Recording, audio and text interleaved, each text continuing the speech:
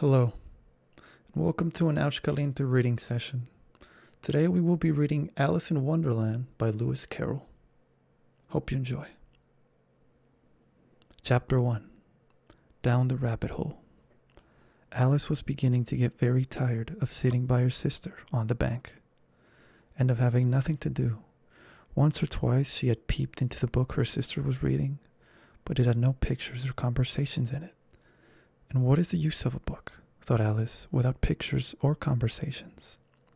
So she was considering in her own mind, as well as she could, for the hot day made her feel very sleepy and stupid. Whether the pleasure of making a daisy chain would be worth the trouble of getting up and picking up the daisies, when suddenly a white rabbit with pink eyes ran close by her. There was nothing so very remarkable in that, nor did Alice think it so very much out of the way to hear the rabbit say to itself, oh dear, I shall be late." When she thought it over afterwards, it occurred to her that she had ought to have wondered at this, but at the time it all seemed quite natural. But when the rabbit actually took a watch out of its waistcoat pocket and looked at it, and then hurried on, Alice started to her feet, for it flashed across her mind that she had never before seen a rabbit with either a waistcoat pocket or a watch to take out of it, and burning with curiosity, she ran across the field after it, and fortunately was just in time to see it pop down a large rabbit hole under the hedge. In another moment down went Alice after it, never once considering how in the world she was to get out again. The rabbit hole went straight on like a tunnel for some way, and then dipped suddenly down, so suddenly that Alice had not a moment to think about stopping herself before she found herself falling down a very deep well. Either the well was very deep, or she fell very slowly, for she had plenty of time as she went down to look about her and to wonder what was going to happen next. First she tried to look down and make out what she was coming to, but it was too dark to see anything. Then she looked at the sides of the well and noticed that they were filled with cupboards and bookshelves. Here and there she saw maps and pictures hung upon pegs. She took down a jar from one of the shelves as she passed. It was labeled orange marmalade, but to her great disappointment it was empty. She did not like to drop the jar for fear of killing somebody underneath, so managed to put it into one of the cupboards as she fell past it. Well, thought Alice to herself, after such a fall as this, I shall think of nothing of tumbling downstairs. How brave they'll all think of me at home.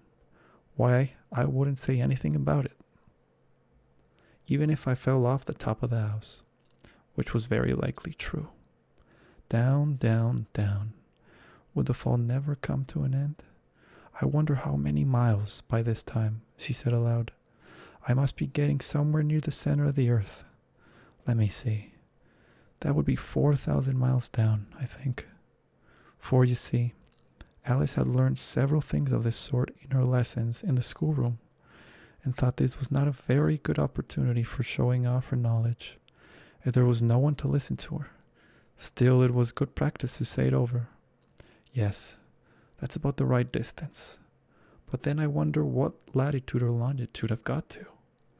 Alice had no idea what latitude was, or longitude either, but thought they were very nice, grand words to say. Presently she began again. I wonder if I shall fall right through the earth. How funny it'll seem to come out among the people that walk with their heads downward. The antipathies, I think. She was rather glad there was no one listening this time, as it didn't sound at all the right word. But I shall have to ask them what the name of the country is, you know. Please, ma'am, is this New Zealand or Australia? And she tried to curtsy as she spoke. Fancy curtsying as you're falling through the air. Do you think you can manage it? And what an ignorant little girl shall think me for asking. No, it'll never do to ask. Perhaps I shall see it written up somewhere. Down, down, down. There was nothing else to do. So Alice soon began talking again. Dinah'll miss me very much tonight. I should think.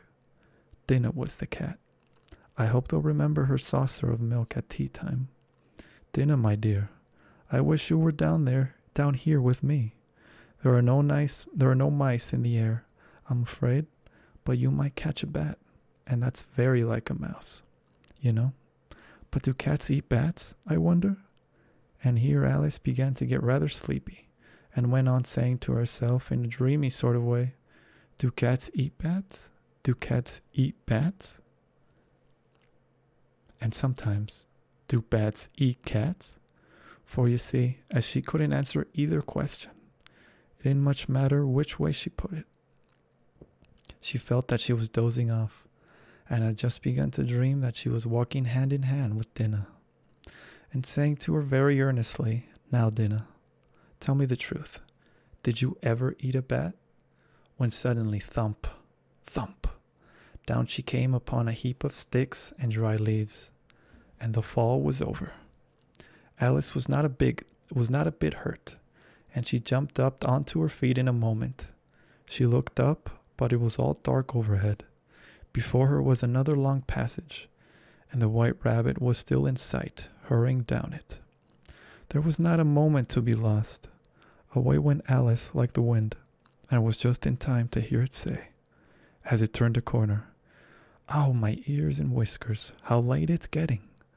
She was close behind it when she turned the corner, but the rabbit was no longer to be seen. She found herself in a long, low hall, which was lit up by a row of lamps hanging from the roof. There were doors all around the hall, but they were all locked. And when Alice had been all the way down one side and up the other, trying every door, she walked sadly down the middle, wondering how she was ever to get out again. Suddenly she came upon a little three-legged table, all made of solid glass. There was nothing on it except a tiny golden key, and Alice's first thought was that it might belong to one of the doors of the hall, but alas, either the locks were too large or the key was too small. But at any rate, it would not open any of them. However, on the second time around, she came upon a low curtain she had not noticed before, and behind it was a little door about 15 inches high. She tried the little golden key in the lock, and to her great delight, it fitted. Alice opened the door and found that it led into a small passage, not much larger than a rat hole. She knelt down and looked along the passage into the loveliest garden you ever saw. How she longed to get out of that dark hall and wander about among those beds of bright flowers and those cool fountains. But she could not even get her head through the doorway. And even if my head would go through, thought poor Alice, it would be of very little use without my shoulders. Oh, how I wish I could shut up like a telescope. I think I could, if only I knew how to begin. For you see, so many out-of-the-way things had happened lately, that Alice had begun to think that very few things indeed were really impossible.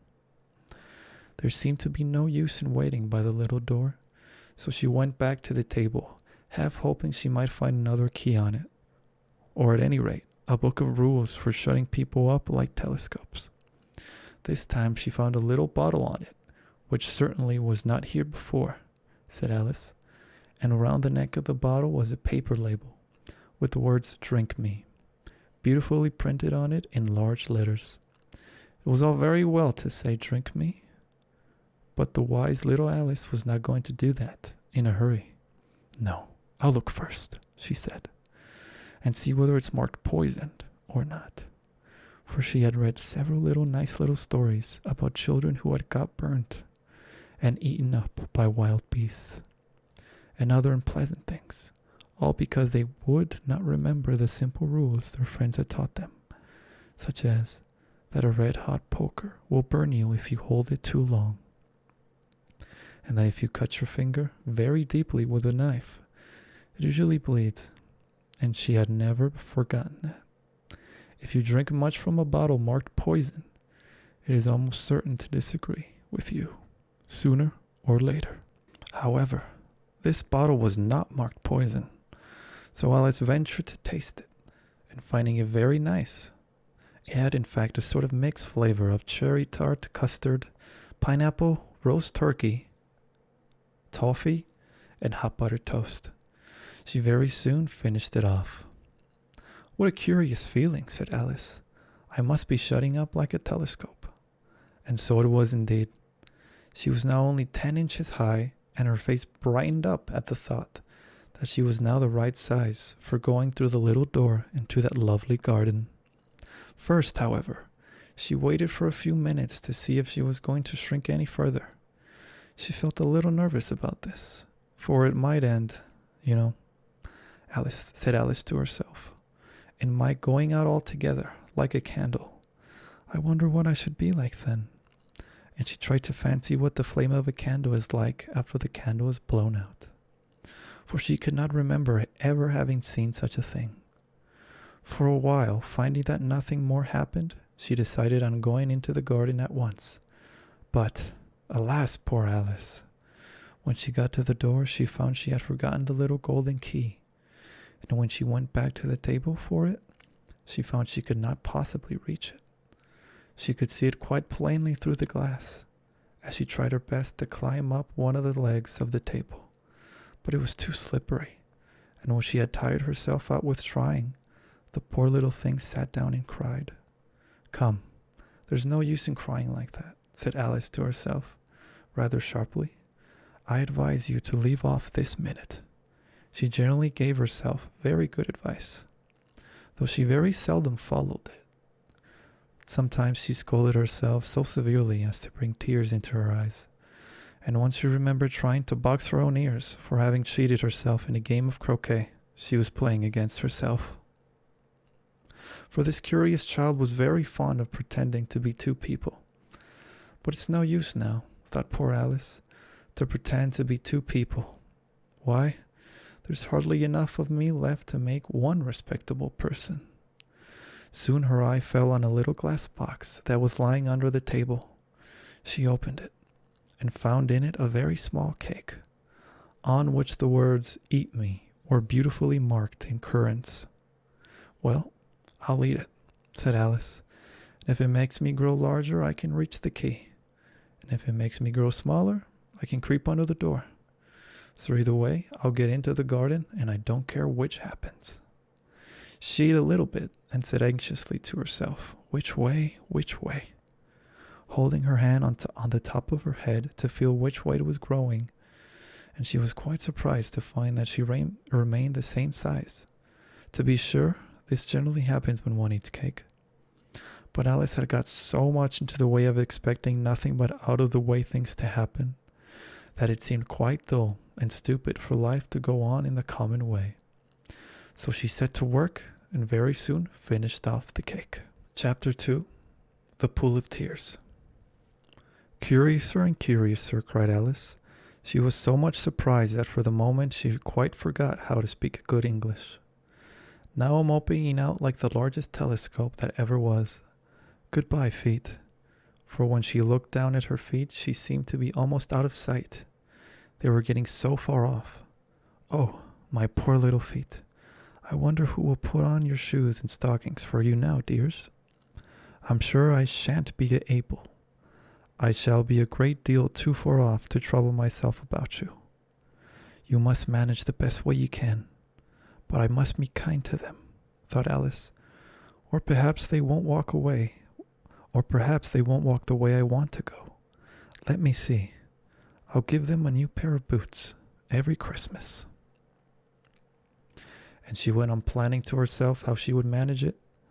They must go by the carrier, she thought, and how funny it'll seem, sending presents to one's own feet. How odd the directions will look. Alice's right foot, hearthrug, near the fender, with Alice's love. Oh dear, what nonsense I'm talking. Just then her head struck against the roof of the hall. In fact, she was now more than 9 feet high, and she at once took up to the little golden key and hurried off to the garden door. Poor Alice! It was as much as she could do, lying down on one side to look through into the garden with one eye, but to get through was more hopeless than ever. She sat down and began to cry again. You ought to be ashamed of yourself, said Alice. A great girl like you, she might well say this, to go on crying in this way. Stop this moment, I tell you. But she went on all the same, shedding gallons of tears, until there was a large pool all round her, about 4 inches high, deep, and reaching half down the hall. After a time she heard little pattering of feet in the distance, and she hastily dried her eyes to see what was coming. It was the White Rabbit returning, splendidly dressed, with a pair of white kid gloves in one hand and a large fan in the other. He came trotting along in a great hurry, muttering to himself as he came, "Oh, the Duchess, the Duchess. Oh, won't she be savage if I've kept her waiting?" Alice felt so desperate that she was ready to ask help of anyone. So, when the rabbit came near her, she began, in a low, timid voice, "If you please, sir." The rabbit started violently, dropped the white kid gloves and the fan, and scurried away into the darkness, as hard as he could go. Alice took up the fan and gloves and, as the hall was very hot, kept fanning herself all the time she went on talking. "Dear, dear, how queer everything is today. And yesterday things went on just as usual. I wonder if I've been changed in the night. Let me think. Was I the same when I got up this morning? I almost think I can remember feeling a little different. But if I'm not the same, the next question is, who in the world am I? Ah, that's the great puzzle." And she began thinking over all the children she knew that were of the same age as herself, to see if she could have been changed for any of them. "I'm sure I'm not Ada," she said, "for her hair goes in such long ringlets, and mine doesn't go in ringlets at all. And I'm sure I can't be Mabel, for I know all sorts of things, and she knows of such a very little. Besides, she's she, and I'm I, and, oh dear, how puzzling it all is. I'll try if I know all the things I used to know. Let me see. 4 times 5 is 12, and 4 times 6 is 13, and 4 times 7 is, oh dear, I shall never get to 20 at that rate. However, the multiplication table doesn't signify. Let's try geography. London is the capital of Paris, and Paris is the capital of Rome, and Rome, no, that's all wrong. I'm certain. I must have been changed for Mabel. I'll try and say, how doth the little..." And she crossed her hands on her lap, as if she were saying lessons, and began to repeat it, but her voice sounded hoarse and strange, and the words did not come the same as they used to do. "How doth the little crocodile improve his shining tail, and pour the powers of the Nile on every golden scale? How cheerfully he seems to grin, how neatly spread his claws, and welcome little fishes in, with gently smiling jaws." "I'm sure those are not the right words," said poor Alice, and her eyes filled with tears again as she went on. "I must be Mabel after all, and I shall have to go and live in that poky little house, and have next to no toys to play with. And oh, ever so many lessons to learn. No, I've made up my mind about it. If I'm Mabel, I'll stay down here.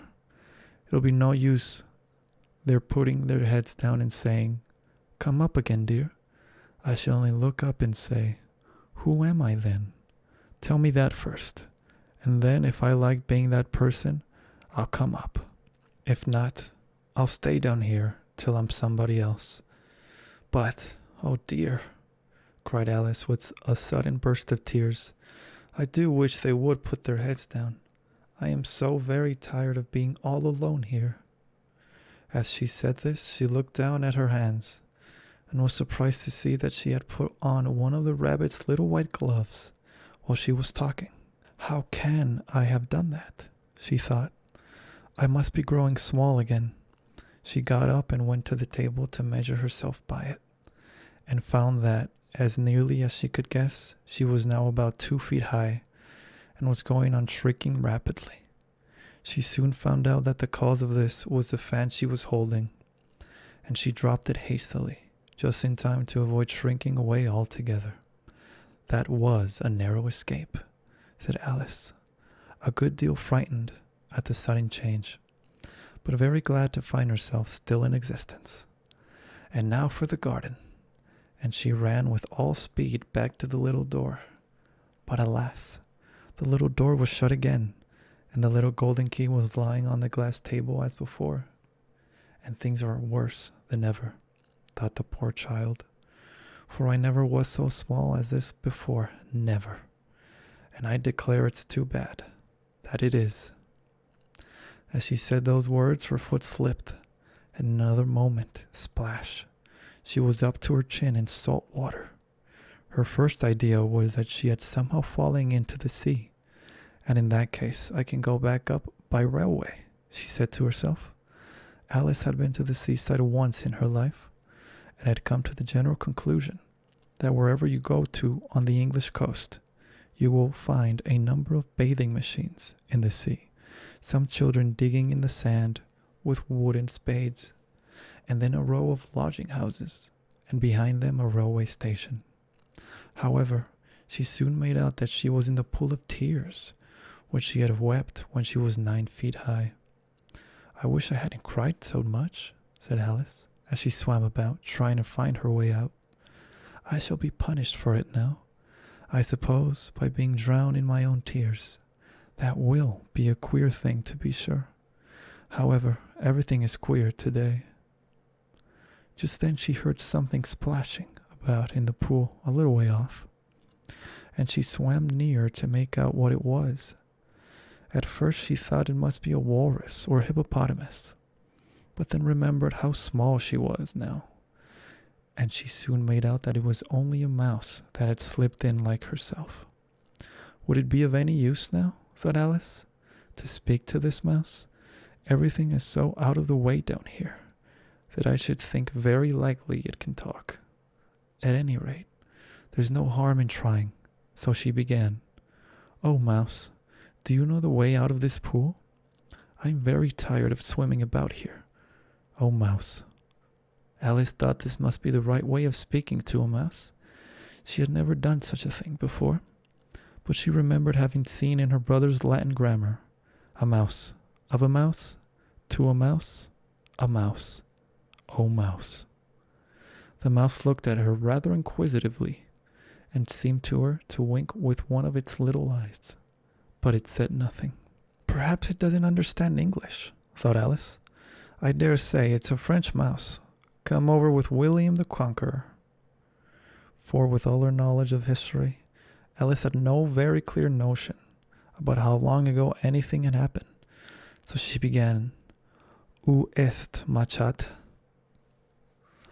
which was the first sentence in her French lesson book. The mouse gave a sudden leap out of the water, and seemed to quiver all over with affright. "Oh, I beg your pardon," cried Alice hastily, afraid that she had hurt the poor animal's feelings. "I quite forgot you didn't like cats." "Not like cats?" cried the mouse in a shrill, passionate voice. "Would you like cats if you were me?" "Well, perhaps not," said Alice in a soothing tone. "Don't be angry about it. And yet I wish I could show you our cat dinner. I think you'd take a fancy to cats if you could only see her. She is such a dear quiet thing," Alice went on half to herself as she swam lazily about in the pool. "And she sits purring so nicely by the fire, licking her paws and washing her face. And she is such a nice soft thing to nurse. And she's such a capital one for catching mice." "Oh, I beg your pardon," cried Alice again, for this time the mouse was bristling all over, and she felt certain it must be really offended. "We won't talk about her any more if you'd rather not." "We indeed," cried the mouse, who was trembling down to the end of his tail. "As if I would talk on such a subject. Our family always hated cats. Nasty, low, vulgar things. Don't let me hear the name again." "I won't indeed," said Alice in a great hurry to change the subject of conversation. Are you fond of dogs?" The mouse did not answer, So Alice went on eagerly. There is such a nice little dog near our house. I should like to show you. A little bright-eyed terrier, with such long curly brown hair. And it'll fetch things when you throw them. And it'll sit up and beg for its dinner and all sorts of things. I can remember half of them. And it belongs to a farmer, And he says it's so useful. It's worth £100. He says it kills all the rats. And oh dear, cried Alice in a sorrowful tone, I'm afraid I've offended it again. For the mouse was swimming away from her as hard as it could go, making quite a commotion in the pool as it went. So she called softly after it, Mouse, dear, do come back again, and we won't talk about cats or dogs either, if you don't like them. When the mouse heard this, it turned around and swam slowly back to her. Its face was quite pale, with passion, Alice thought, and it said in a low, trembling voice, Let us get to the shore, and I'll tell you my history, and you'll understand why it is I hate cats and dogs. It was high time to go, for the pool was getting quite crowded with the birds and animals that had fallen into it. There were a duck and a dodo, a lory and an eaglet, and several other curious creatures. Alice led the way, and the whole party swam to the shore. Chapter 3. A Caucus Race and a Long Tail. They were indeed a queer-looking party that assembled on the bank, the birds with draggled feathers, the animals with their fur clinging close to them, and all dripping wet, cross, and uncomfortable. The first question, of course, was how to get dry again. They had a consultation about this, and after a few minutes it seemed quite natural to Alice to find herself talking familiarly with them, as if she had known them all her life. Indeed, she had quite a long argument with the lory, who at last turned sulky, and would only say, I am older than you, and must know better. And this Alice would not allow without knowing how old it was. And, as the lory positively refused to tell its age, there was no more to be said. At last the mouse, who seemed to be a person of authority among them, called out, Sit down, all of you, and listen to me. I'll soon make you dry enough. They all sat down at once, in a large ring with the mouse in the middle. Alice kept her eyes anxiously fixed on it, for she felt sure she would catch a bad cold if she did not get dry very soon. Ahem, said the mouse with an important air. Are you all ready? This is the driest thing I know. Silence all round, if you please.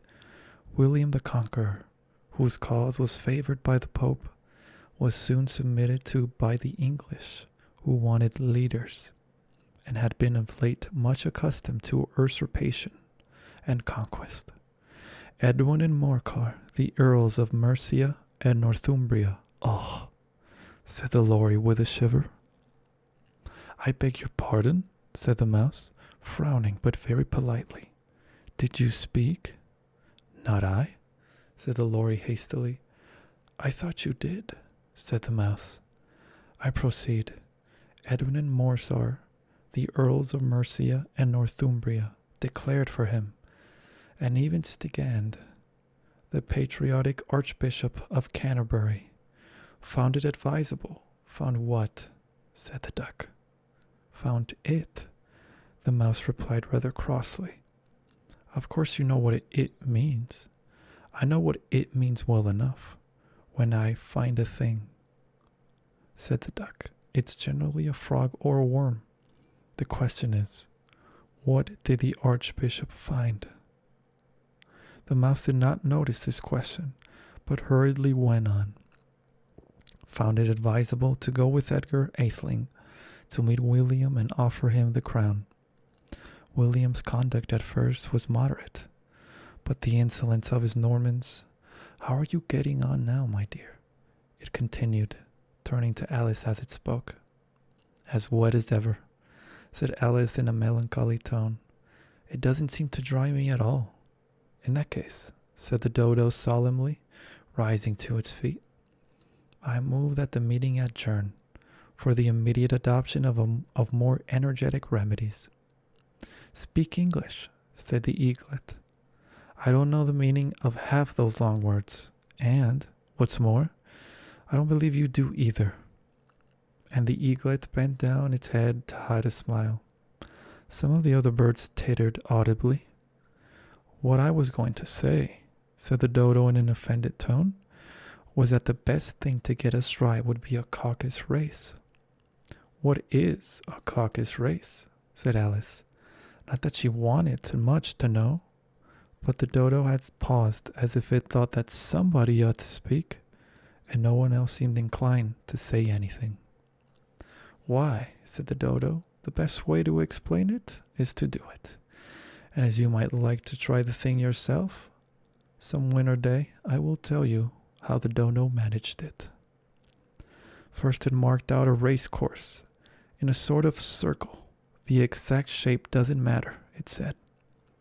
And then all the party were placed along the course here and there. There was no 1, 2, 3, and away. But they began running when they liked, and left off when they liked, so that it was not easy to know when the race was over. However, when they had been running half an hour or so, they were quite dry again. The dodo suddenly called out, "The race is over." And they all crowded round it, panting and asking, "But who has won?" This question the dodo could not answer without a great deal of thought. And it sat for a long time with one finger pressed upon its forehead, the position in which you usually see Shakespeare in the pictures of him, while the rest waited in silence. At last the dodo said, "Everybody has won, and all must have prizes. But who is to give the prizes?" Quite a chorus of voices asked. "Why, she, of course," said the dodo, pointing to Alice with one finger, and the whole party at once crowded round her, calling out in a confused way, "Prizes, prizes." Alice had no idea what to do, and in despair she put her hand in her pocket and pulled out a box of comfits. Luckily, the salt water had not gotten into it, and handed them round as prizes. There was exactly one apiece, all round. "But she must have a prize herself, you know," said the mouse. "Of course," the dodo replied gravely. "What else have you got in your pocket?" he went on, turning to Alice. "Only a thimble," said Alice sadly. "Hand it over," said the dodo. Then they all crowded round her once more, while the dodo solemnly presented the thimble, saying, "We beg your acceptance of this elegant thimble." And when it had finished this short speech, they all cheered. Alice thought the whole thing very absurd, but they all looked so grave that she did not dare to laugh. And as she could not think of anything to say, she simply bowed, and took the thimble, looking as solemn as she could. The next thing was to eat the comfits. This caused some noise and confusion, as the large birds complained that they could not taste theirs, and the small ones choked and had to be patted on the back. However, it was over at last, and they sat down again in a ring and begged the mouse to tell them something more.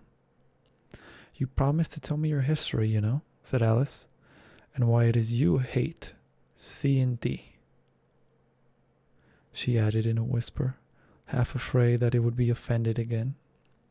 "Mine is a long and sad tale," said the mouse, turning to Alice and sighing. "It is a long tale, certainly," said Alice, looking down with wonder at the mouse's tail. "But why do you call it sad?" And she kept on puzzling about it while the mouse was speaking, so that her idea of the tale was something like this. Furry said to a mouse that he met in the house, "Let us both go to law. I will prosecute you. Come, I'll take no denial. We must have a trial. For really this morning I've nothing to do." Said the mouse to the cur, "Such a trial, dear sir, with no jury or judge, would be wasting our breath."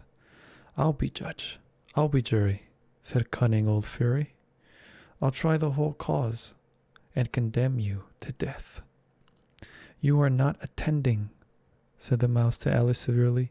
What are you thinking of? I beg your pardon, said Alice very humbly. You had got to the fifth bend, I think?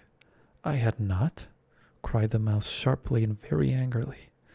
Not, said Alice, always ready to make herself useful, and looking anxiously about her.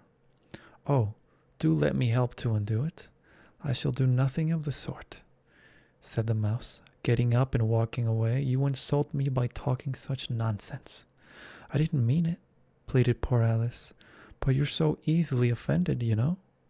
The mouse only growled in reply.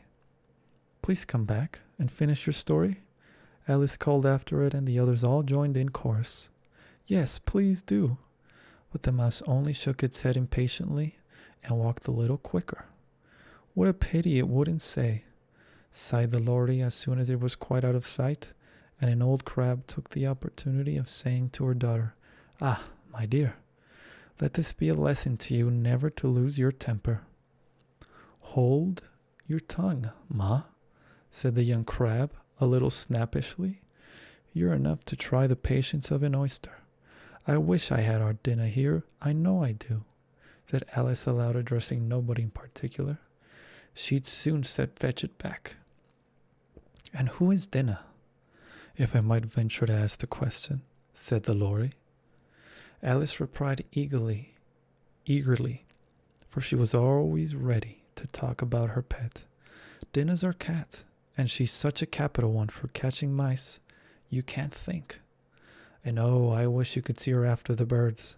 Why, she'll eat a little bird as soon as look at it. This speech caused a remarkable sensation among the party. Some of the birds hurried off at once. One old magpie began wrapping itself up very carefully, remarking, I really must be getting home. The night air doesn't suit my throat. And a canary called out in a trembling voice to its children, Come away, my dears. It's high time you were all in bed. On various pretexts, they all moved off, and Alice was soon left alone. I wish I hadn't mentioned dinner, she said to herself in a melancholy tone. Nobody seems to like her down here, and I'm sure she's the best cat in the world. Oh, my dear Dinah, I wonder if I shall ever see you any more. And here poor Alice began to cry again, for she felt very lonely and low-spirited. In a little while, however, she again heard a little pattering of footsteps in the distance, and she looked up eagerly, half hoping that the mouse had changed his mind and was coming back to finish his story. Chapter 4. The Rabbit Sends in a Little Bill. It was the White Rabbit, trotting slowly back again and looking anxiously about as it went, as if it had lost something, and she heard it muttering to itself, the Duchess, oh my dear paws, oh my fur and whiskers, she'll get me executed, as sure as ferrets are ferrets. Where can I have dropped them, I wonder? Alice guessed in a moment that it was looking for the fan and the pair of white kid gloves, and she very good-naturedly began hunting about for them, but they were nowhere to be seen. Everything seemed to have changed since her swim in the pool, and the great hall, with the glass table and the little door, had vanished completely. Very soon the rabbit noticed Alice as she went hunting about, and called out to her in an angry tone, Why, Marianne, what are you doing out here? Run home this moment and fetch me a pair of gloves and a fan. Quick now. And Alice was so much frightened that she ran off at once in the direction it pointed to, without trying to explain the mistake it had made. He took me for his housemaid, she said to herself as she ran. How surprised he'll be when he finds out who I am. But I'd better take him his fan and gloves. That is, if I can find them. As she said this, she came upon a neat little house, on the door of which a bright brass plate with the name W. Rabbit engraved upon it. She went in without knocking, and hurried upstairs, in great fear lest she should meet the real Marianne, and be turned out of the house before she had found the fan and gloves. How queer it seems, Alice said to herself, to be going messages for a rabbit. I suppose Dinah will be sending me on messages next. And she began fancying the sort of thing that would happen. Miss Alice, come here directly and get ready for your walk. Coming in a minute, nurse. But I've got to see that the mouse doesn't get out. Only I don't think. Alice went on that they'd let Dinah stop in the house if it began ordering people about like that. By this time she had found her way into a tidy little room with a table in the window, and on it, as she had hoped, a fan and 2 or 3 pairs of tiny white kid gloves. As she took up the fan and a pair of gloves and was just going to leave the room, when her eye fell upon a little bottle that stood near the looking glass. There was no label this time with the words, "Drink me," but nevertheless she uncorked it and put it to her lips. I know something interesting is sure to happen, she said to herself, whenever I eat or drink anything, so I'll just see what this bottle does. I do hope it'll make me grow large again, for really I'm quite tired of being such a tiny little thing. It did so indeed, and much sooner than she had expected. Before she had drunk half the bottle, she found her head pressing against the ceiling and had to stoop to save her neck from being broken. She hastily put down the bottle, saying to herself, "That's quite enough. I hope I shan't grow any more. As it is, I can't get out at the door. I do wish I hadn't drunk quite so much." Alas, it was too late to wish that. She went on growing and growing, and very soon had to kneel down on the floor. In another minute, there was not even room for this, and she tried the effect of lying down with one elbow against the door, and the other arm curled around her head. Still, she went on growing, and, as a last resource, she put one arm out of the window and 1 foot up the chimney, and said to herself, "Now I can do no more, whatever happens. What will become of me?" Luckily for Alice, the little magic bottle had now had its full effect, and she grew no larger. Still, it was very uncomfortable, and, as there seemed to be no sort of chance of her ever getting out of the room again, no wonder she felt unhappy. It was much pleasanter at home, thought poor Alice, when one wasn't always growing larger and smaller, and being ordered about by mice and rabbits. I almost wish I hadn't gone down that rabbit hole. And yet, it's rather curious, this sort of life. I do wonder what can have happened to me. When I used to read fairy tales, I fancied that kind of thing never happened. And now here I am in the middle of one. There ought to be a book written about me. That there ought. And when I grow up, I'll write one. But I'm grown up now, she added in a sorrowful tone. At least there's no room to grow up any more here. But then, thought Alice, shall I never get any older than I am now? That'll be a comfort, one way, never to be an old woman. But then, always to have lessons to learn. Oh, I shouldn't like that. Oh, you foolish Alice, she answered herself. How can you learn lessons in here? Why, there's hardly room for you, and no room at all for any lesson books. And so she went on, taking first one side of it and then the other, making quite a conversation of it altogether. But after a few minutes she heard a voice outside, and stopped to listen. "Marianne, Marianne," said the voice, "fetch me my gloves this moment." Then came a little pattering of feet on the stairs. Alice knew it was the rabbit coming to look for her, and she trembled till she shook the house, quite forgetting that she was now about 1,000 times as large as the rabbit, and had no reason to be afraid of it. Presently the rabbit came up to the door and tried to open it, but as the door opened inwards and Alice's elbow was pressured hard against it, that attempt proved a failure. Alice heard it say to itself, "Then I'll go round and get in at the window." "That you won't," thought Alice, and, after waiting till she fancied she heard the rabbit just under the window, she suddenly spread out her hand and made a snatch in the air. She did not get hold of anything, but she heard a little shriek and a fall and a crash of broken glass, from which she concluded that it was just possible it had fallen into a cucumber frame, or something of the sort. Next came an angry voice, the rabbit's pat pat. Where are you? Then a voice she had never heard before. Sure then, I'm here, digging for apples, your honor. Digging for apples indeed, said the rabbit angrily. Here, come and help me out of this. Sounds of more broken glass. Now tell me, Pat, what's that in the window? Sure, it's an arm, your honor. He pronounced it arm. An arm, you goose. Whoever saw one that size? Why, it fills the whole window. Sure it does, your honor, but it's an arm for all that. Well, it's got no business there at any rate. Go and take it away.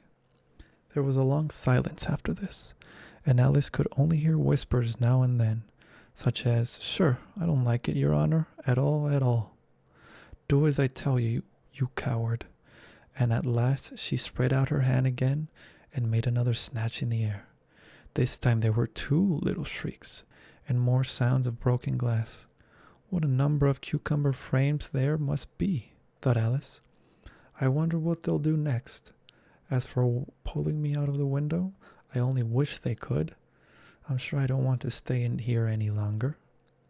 She waited for some time without hearing anything more. At last came a rumbling of little cartwheels, and the sound of a good many voices all talking together. She made out the words, Where's the other ladder? Why, I hadn't to bring but one. Bill's got the other. Bill, fetch it here, lad. Here, put 'em up at this corner. No, tie 'em together first. They don't reach half high enough yet. Oh, they'll do well enough. Don't be particular. Here, Bill, catch hold of this rope. Will the roof bear? Mind that loose slate. Oh, it's coming down. Heads below. A loud crash. Now, who did that? It was Bill, I fancy. Who's to go down the chimney? Nay, I shan't. You do it. That I won't, then. Bill's to go down. Here, Bill.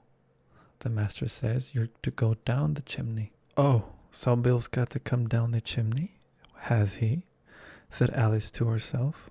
Shy, they seem to put everything upon Bill. I wouldn't be in Bill's place for a good deal.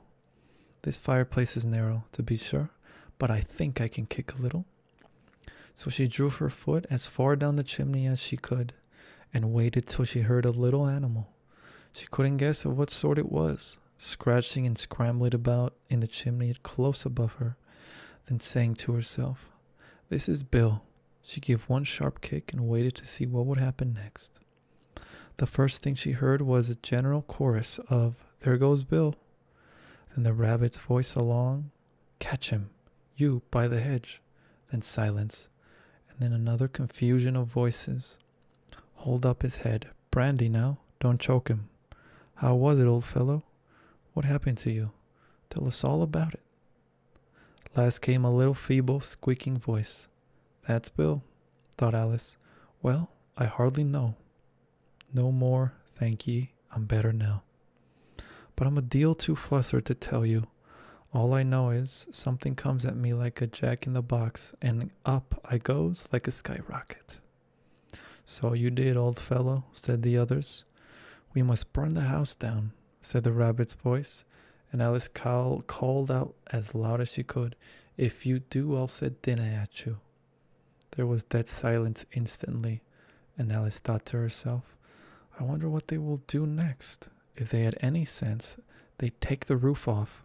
After a minute or two, they began moving about again, and Alice heard the rabbit say, A barrelful will do, to begin with. A barrelful of what? Thought Alice.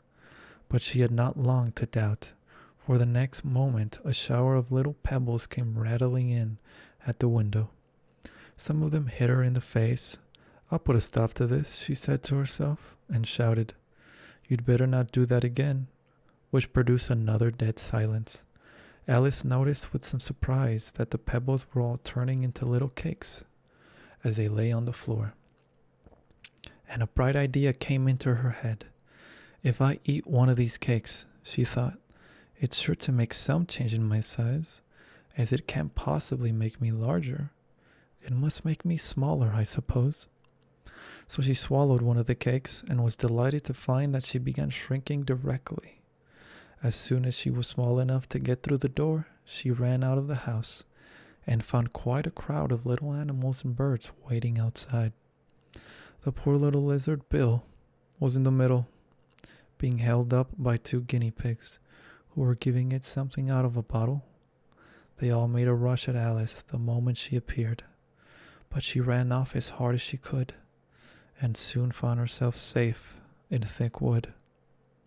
The first thing I've got to do, said Alice to herself, as she wandered about in the wood, is to grow to my right size again. And the second thing is to find my way into that lovely garden. I think that will be the best plan. It sounded an excellent plan, no doubt, and very neatly and simply arranged. The only difficulty was that she had not the smallest idea how to set about it. And while she was peering about anxiously among the trees, a little sharp bark just over her head made her look up in a great hurry. An enormous puppy was looking down at her with large round eyes and feebly stretching out one paw trying to touch her. Poor little thing, said Alice in a coaxing tone, and she tried hard to whistle to it, but she was terribly frightened all the time at the thought that it might be hungry, in which case it would be very likely to eat her up in spite of all her coaxing. Hardly knowing what she did, she picked up a little bit of a stick and held it out to the puppy, whereupon the puppy jumped into the air of all its feet at once, with a yelp of delight, and rushed at the stick, and made believe to worry it. Then Alice dodged behind a great thistle to keep herself from being run over, and the moment she appeared on the other side, the puppy made another rush at the stick, and tumbled head over heels in its hurry to get a hold of it. Then Alice, thinking it was very like having a game of play with a cart horse, and expecting every moment to be trampled under its feet, ran round the thistle again. Then the puppy began a series of short charges at the stick, running a very little way forwards each time, and a long way back, and barking hoarsely all the while, till at last it sat down a good way off, panting, with its tongue hanging out of its mouth, and its great eyes half shut. This seemed to Alice a good opportunity for making her escape, so she set off at once and ran till she was quite tired and out of breath, and till the puppy's bark sounded quite faint in the distance. And yet what a dear little puppy it was, said Alice as she leant against a buttercup to rest herself, and fanned herself with one of the leaves. I should have liked teaching it tricks very much if only I'd been the right size to do it.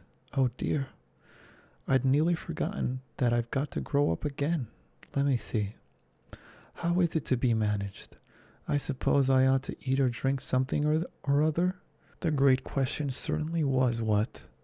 Alice looked all round her at the flowers and that blades of grass, but she did not see anything that looked like the right thing to eat or drink under the circumstances. There was a large mushroom growing near her, about the same height as herself, and when she had looked under it and on both sides of it and behind it, it occurred to her that she might as well look and see what was on top of it. She stretched herself up on tiptoe and peeped over the edge of the mushroom, and her eyes immediately met those of a large blue caterpillar that was sitting on the top of its arms folded, quietly smoking a long hookah, and taking not the smallest notice of her or of anything else. Chapter 5.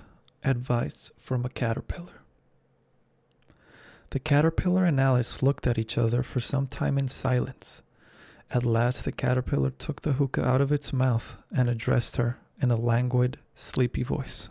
"Who are you?" said the caterpillar. This was not an encouraging opening for a conversation, Alice replied, rather shyly. I hardly know, sir. Just at present. At least I know who I was when I got up this morning. But I think I must have been changed several times since then. What do you mean by that? Said the caterpillar sternly. Explain yourself. I can't explain myself, I'm afraid, sir, said Alice, because I'm not myself, you see. I don't see, said the caterpillar. I'm afraid I can't put it more clearly. Alice replied very politely, for I can't understand it myself to begin with. And being so many different sizes in a day is very confusing. It isn't, said the caterpillar. Well, perhaps you haven't found it so yet, said Alice. But when you have to turn into a chrysalis, you will someday, you know, and then after that into a butterfly. I should think you'll feel it a little queer, won't you? Not a bit, said the caterpillar. Well, perhaps your feelings may be different, as said Alice. All I know is it would feel very queer to me. You, said the caterpillar contemptuously. Who are you? Which brought them back again to the beginning of the conversation.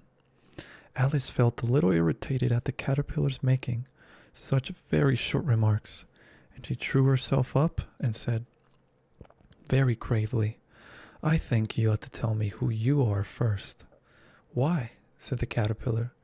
Here was another puzzling question, and as Alice could not think of any good reason, and as the caterpillar seemed to be in a very unpleasant state of mind, she turned away. Come back, the caterpillar called after her.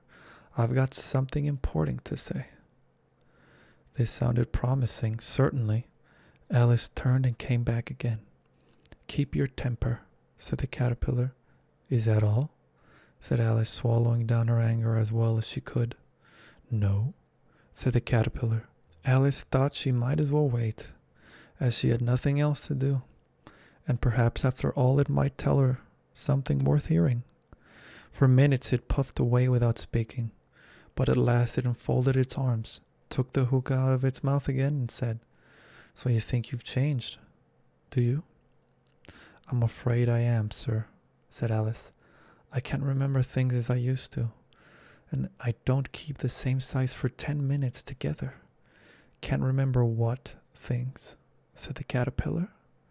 Well, I've tried to say, how doth the little busy bee, but it all came different, Alice replied in a very melancholy voice. Repeat. You are old, Father William, said the caterpillar.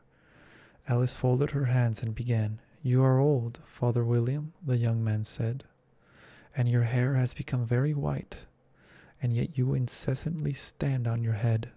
Do you think, at your age, it is right? In my youth, Father William replied to his son, I feared it might injure the brain. But now that I'm perfectly sure I have none, why, I do it again and again. You are old, said the youth, as I mentioned before, and have grown most uncommonly fat. Yet you turned a back somersault in at the door. Pray, what is the reason of that?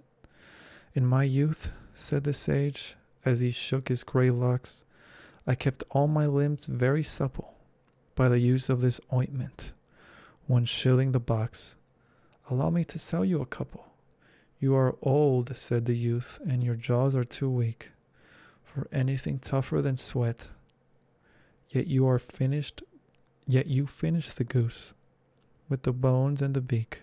Pray, how did you manage to do it? In my youth, said his father. I took to the law and argued each case with my wife, and the muscular strength which it gave to my jaw has lasted the rest of my life. You are old, said the youth. One would hardly suppose that your eye was as steady as ever, yet you balance an eel on the end of your nose. What made you so awfully clever? I have answered 3 questions, and that is enough, said his father. Don't give yourself airs. Do you think I can listen all day to such stuff? Be off, or I'll kick you downstairs. That is not said right, said the caterpillar. Not quite right, I'm afraid, said Alice timidly. Some of the words have got altered. It is wrong from beginning to end, said the caterpillar decidedly, and there was silence for some minutes. The caterpillar was the first to speak. What size do you want to be? It asked. Oh, I'm not particular as to size, Alice hastily replied. Only one that doesn't like changing so often, you know? I don't know, said the caterpillar. Alice said nothing. She had never been so much contradicted in her life before, and she felt that she was losing her temper. Are you content now? Said the caterpillar. Well, I should like to be a little larger, sir, if you wouldn't mind, said Alice. 3 inches is such a wretched height to be. It is a very good height indeed, said the caterpillar angrily, rearing itself upright as it spoke. It was exactly 3 inches high.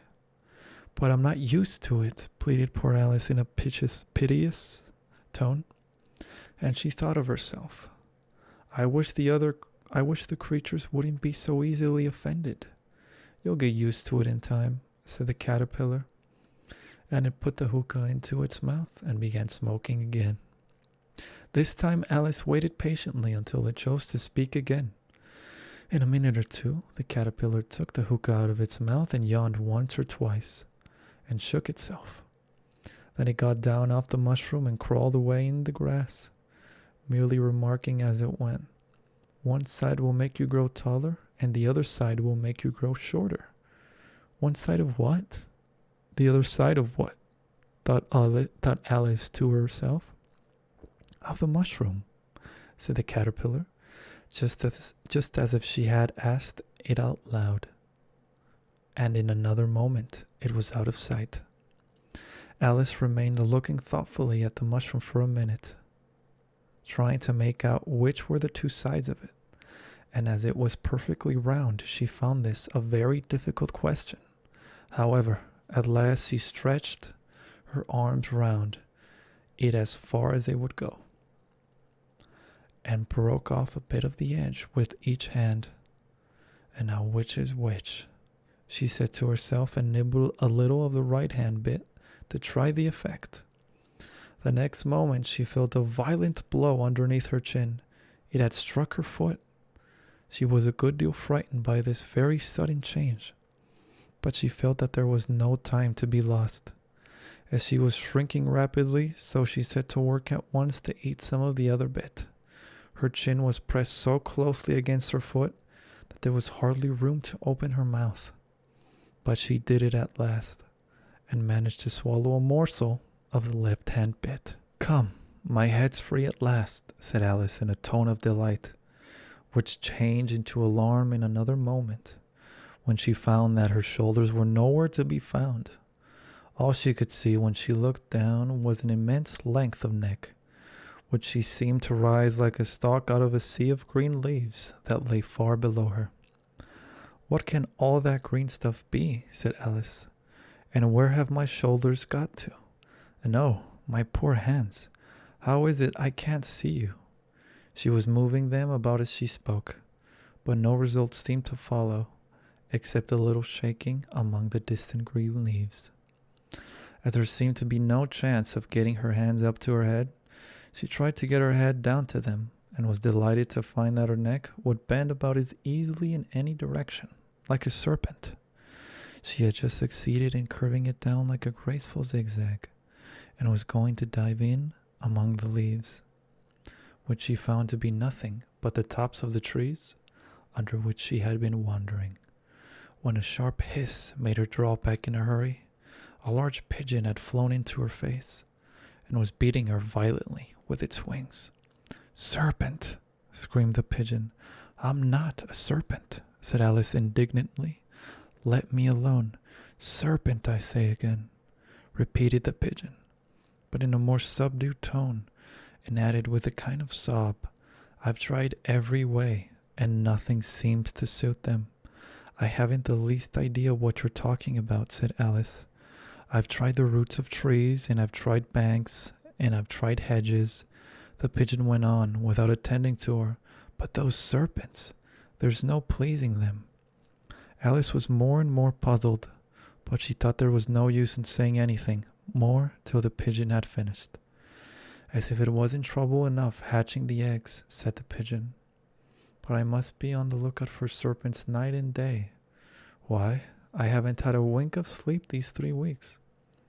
I'm very sorry you've been annoyed, said Alice, who was beginning to see its meaning. And just as I'd taken the highest tree in the wood, continued the pigeon, raising its voice to a shriek, and just as I was thinking I should be free of them at last, they must needs come wriggling down from the sky. Ah, serpent. But I'm not a serpent, I tell you, said Alice. I'm a... Well, what are you? Said the pigeon. I can see you're trying to invent something. I'm a little girl, said Alice, rather doubtfully as she remembered the number of changes she had gone through the day. A likely story indeed, said the pigeon in a tone of the deepest contempt.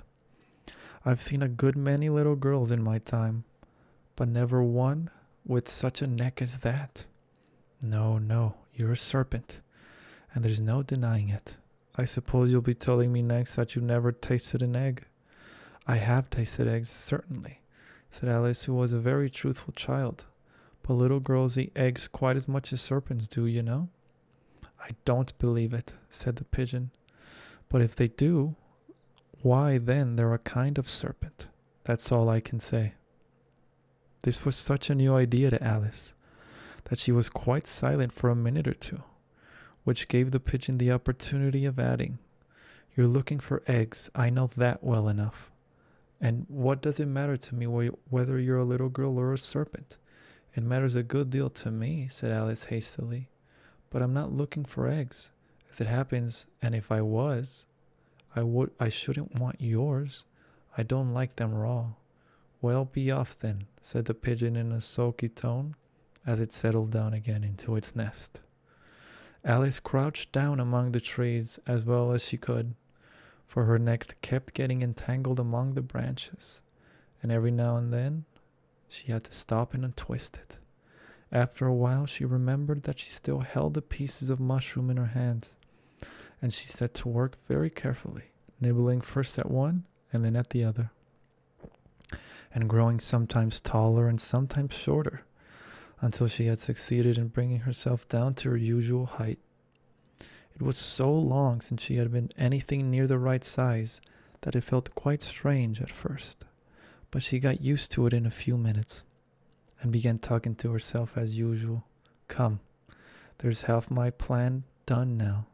How puzzling all these changes are. I'm never sure what I'm going to be from one minute to another. However, I've got back to my right size. The next thing is to get into that beautiful garden. How is that to be done, I wonder? As she said this, she came suddenly upon an open place with a little house in it, about 4 feet high. Whoever lives there, thought Alice, it'll never do to come upon them this size. Why, I should frighten them out of their wits. So she began nibbling at the right-hand bit again, and did not venture to go near the house till she had brought herself down to 9 inches high. Chapter 6. Pig and Pepper. For a minute or two she stood looking at the house, and wondering what to do next, and when suddenly a footman in livery came running out of the wood. She considered him to be a footman because he was in livery. Livery? Otherwise, judging by his face only, she would have called him a fish, and rapped loudly at the door with his knuckles. It was opened by another footman in livery, with a round face and large eyes like a frog. And both footmen, Alice noticed, had powdered hair that curled all over their heads. She felt very curious to know what it was all about, and crept a little way out of the wood to listen. The fish footman began by producing from under his arm a great letter, nearly as large as himself, and this he handed over to the other, saying in a solemn tone, For the Duchess, an invitation from the Queen to play croquet. The frog footman repeated in the same solemn tone, only changing the order of the words a little. From the Queen, an invitation for the Duchess to play croquet. Then they both bowed low, and their curls got entangled together. Alice laughed so much at this that she had to run back into the wood for fear of their hearing her. And when she next peeped out, the fish footman was gone, and the other was sitting on the ground near the door, staring stupidly up into the sky. Alice went timidly up to the door and knocked. "There's no sort of use in knocking," said the footman, "and that for 2 reasons. First, because I'm on the same side of the door as you are. Secondly, because they're making such a noise inside. No one could possibly hear you. And certainly there was a most extraordinary noise going on within. A constant howling and sneezing, and every now and then a great crash, as if a dish or kettle had been broken to pieces." "Please, then," said Alice, "how am I to get in?" "There might be some sense in your knocking," the footman went on without attending to her. "If we had the door between us, for instance, if you were inside, you might knock, and I couldn't let you out, you know." He was looking up into the sky all the time he was speaking, and this Alice thought decisively uncivil. "But perhaps he can't help it," she said to herself. "His eyes are so very nearly at the top of his head. But at any rate, he might answer questions. How am I to get in?" she repeated aloud. "I shall sit here," the footman remarked, "till tomorrow." At this moment the door of the house opened, and a large plate came skimming out, straight at the footman's head. It just grazed at his nose, and broke to pieces against one of the trees behind him. "Or next day, maybe," the footman continued in the same tone, exactly as if nothing had happened. "How am I to get in?" asked Alice again, in a louder tone. "Are you to get in at all?" said the footman. "That's the first question, you know." It was no doubt, only Alice did not like to be told so. "It's really dreadful," she muttered to herself, "the way all the creatures argue. It's enough to drive one crazy." The footman seemed to think this a good opportunity for repeating his remark. "With variations, I shall sit here," he said, on and off, "for days and days." "But what am I to do?" said Alice. "Anything you like," said the footman, and he began whistling. "Oh, there's no use in talking to him," said Alice desperately. "He's perfectly idiotic." And she opened the door and went in. The door led right into a large kitchen, which was full of smoke from one end to the other. The Duchess was sitting on a 3-legged stool in the middle, nursing a baby. The cook was leaning over the fire, stirring a large cauldron, which seemed to be full of soup. "There's certainly too much pepper in that soup," Alice said to herself, as well as she could for sneezing.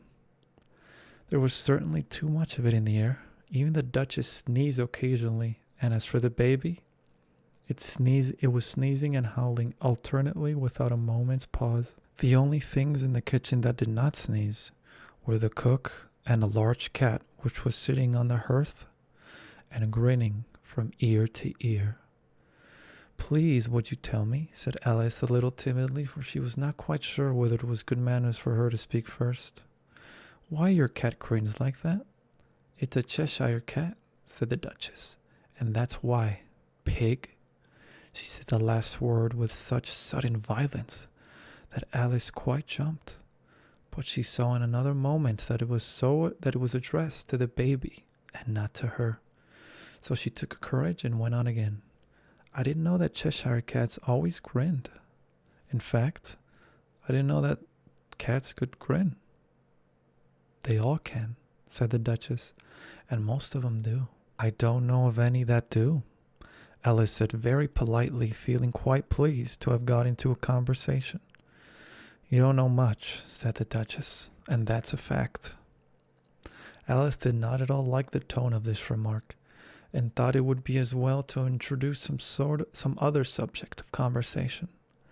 While she was trying to fix on one, the cook took the cauldron of soup off the fire and at once set to work throwing everything within her reach at the Duchess and the baby. The fire irons came first, then followed a shower of saucepans, plates, and dishes. The Duchess took no notice of them even when they hit her, and the baby was howling so much already that it was quite impossible to say whether the blows hurt it or not. "Oh, please mind what you're doing," cried Alice, jumping up and down in an agony of terror. "Oh, there goes his precious nose," as an unusually large saucepan flew close by it, and very nearly carried it off. "If everybody minded their own business," the Duchess said in a hoarse growl, "the world would go round a deal faster than it does." "Which would not be an advantage," said Alice, who felt very glad to get an opportunity of showing off a little of her knowledge. "Just think of what work it would make with the day and night. You could see the earth take 24 hours to turn around on its axis." "Talking of axes," said the Duchess, "chop off her head." Alice glanced rather anxiously at the cook to see if she meant to take the hint, but the cook was busily stirring the soup and seemed not to be listening, so she went on again. 24 hours, I think, or is it 12? Oh, don't bother me," said the Duchess. "I could never abide figures." And with that she began nursing her child again, singing a sort of lullaby to it as she did so, and giving it a violent shake at the end of every line. "Speak roughly to your little boy, and beat him when he sneezes. He only does it to annoy, because he knows it teases." Chorus, in which the cook and the baby joined. Wow, wow, wow. While the Duchess sang the second verse of the song, she kept tossing the baby violently up and down, and the poor little thing howled so that Alice could hardly hear the words. "I speak severely to my boy, I beat him when he sneezes, for he can thoroughly enjoy the pepper when he pleases." Chorus. Wow, wow, wow. "Here, you may nurse it a bit if you like," the Duchess said to Alice, flinging the baby at her as she spoke. "I must go and get ready to play croquet with the Queen." As she hurried out of the room, the cook threw a frying pan after her as she went out, but it just missed her. Alice caught the baby with some difficulty, as it was a queer-shaped little creature, and held out its arms and legs in all directions, just like a starfish, thought Alice. The poor little thing was snorting like a steam engine when she caught it, and kept doubling itself up and straightening itself out again, so that altogether for the first minute or two it was as much as she could do to hold it. As soon as she had made out the proper way of nursing it, which was to twist it up into a sort of knot, and then keep tight hold of its right ear and left foot, so as to prevent its undoing itself, as she carried it out into the open air. "If I don't take this child away with me," thought Alice, "they're sure to kill it in a day or two. Wouldn't it be murder to leave it behind?" She said the last words out loud, and the little thing grunted in reply. It had left off sneezing by this time.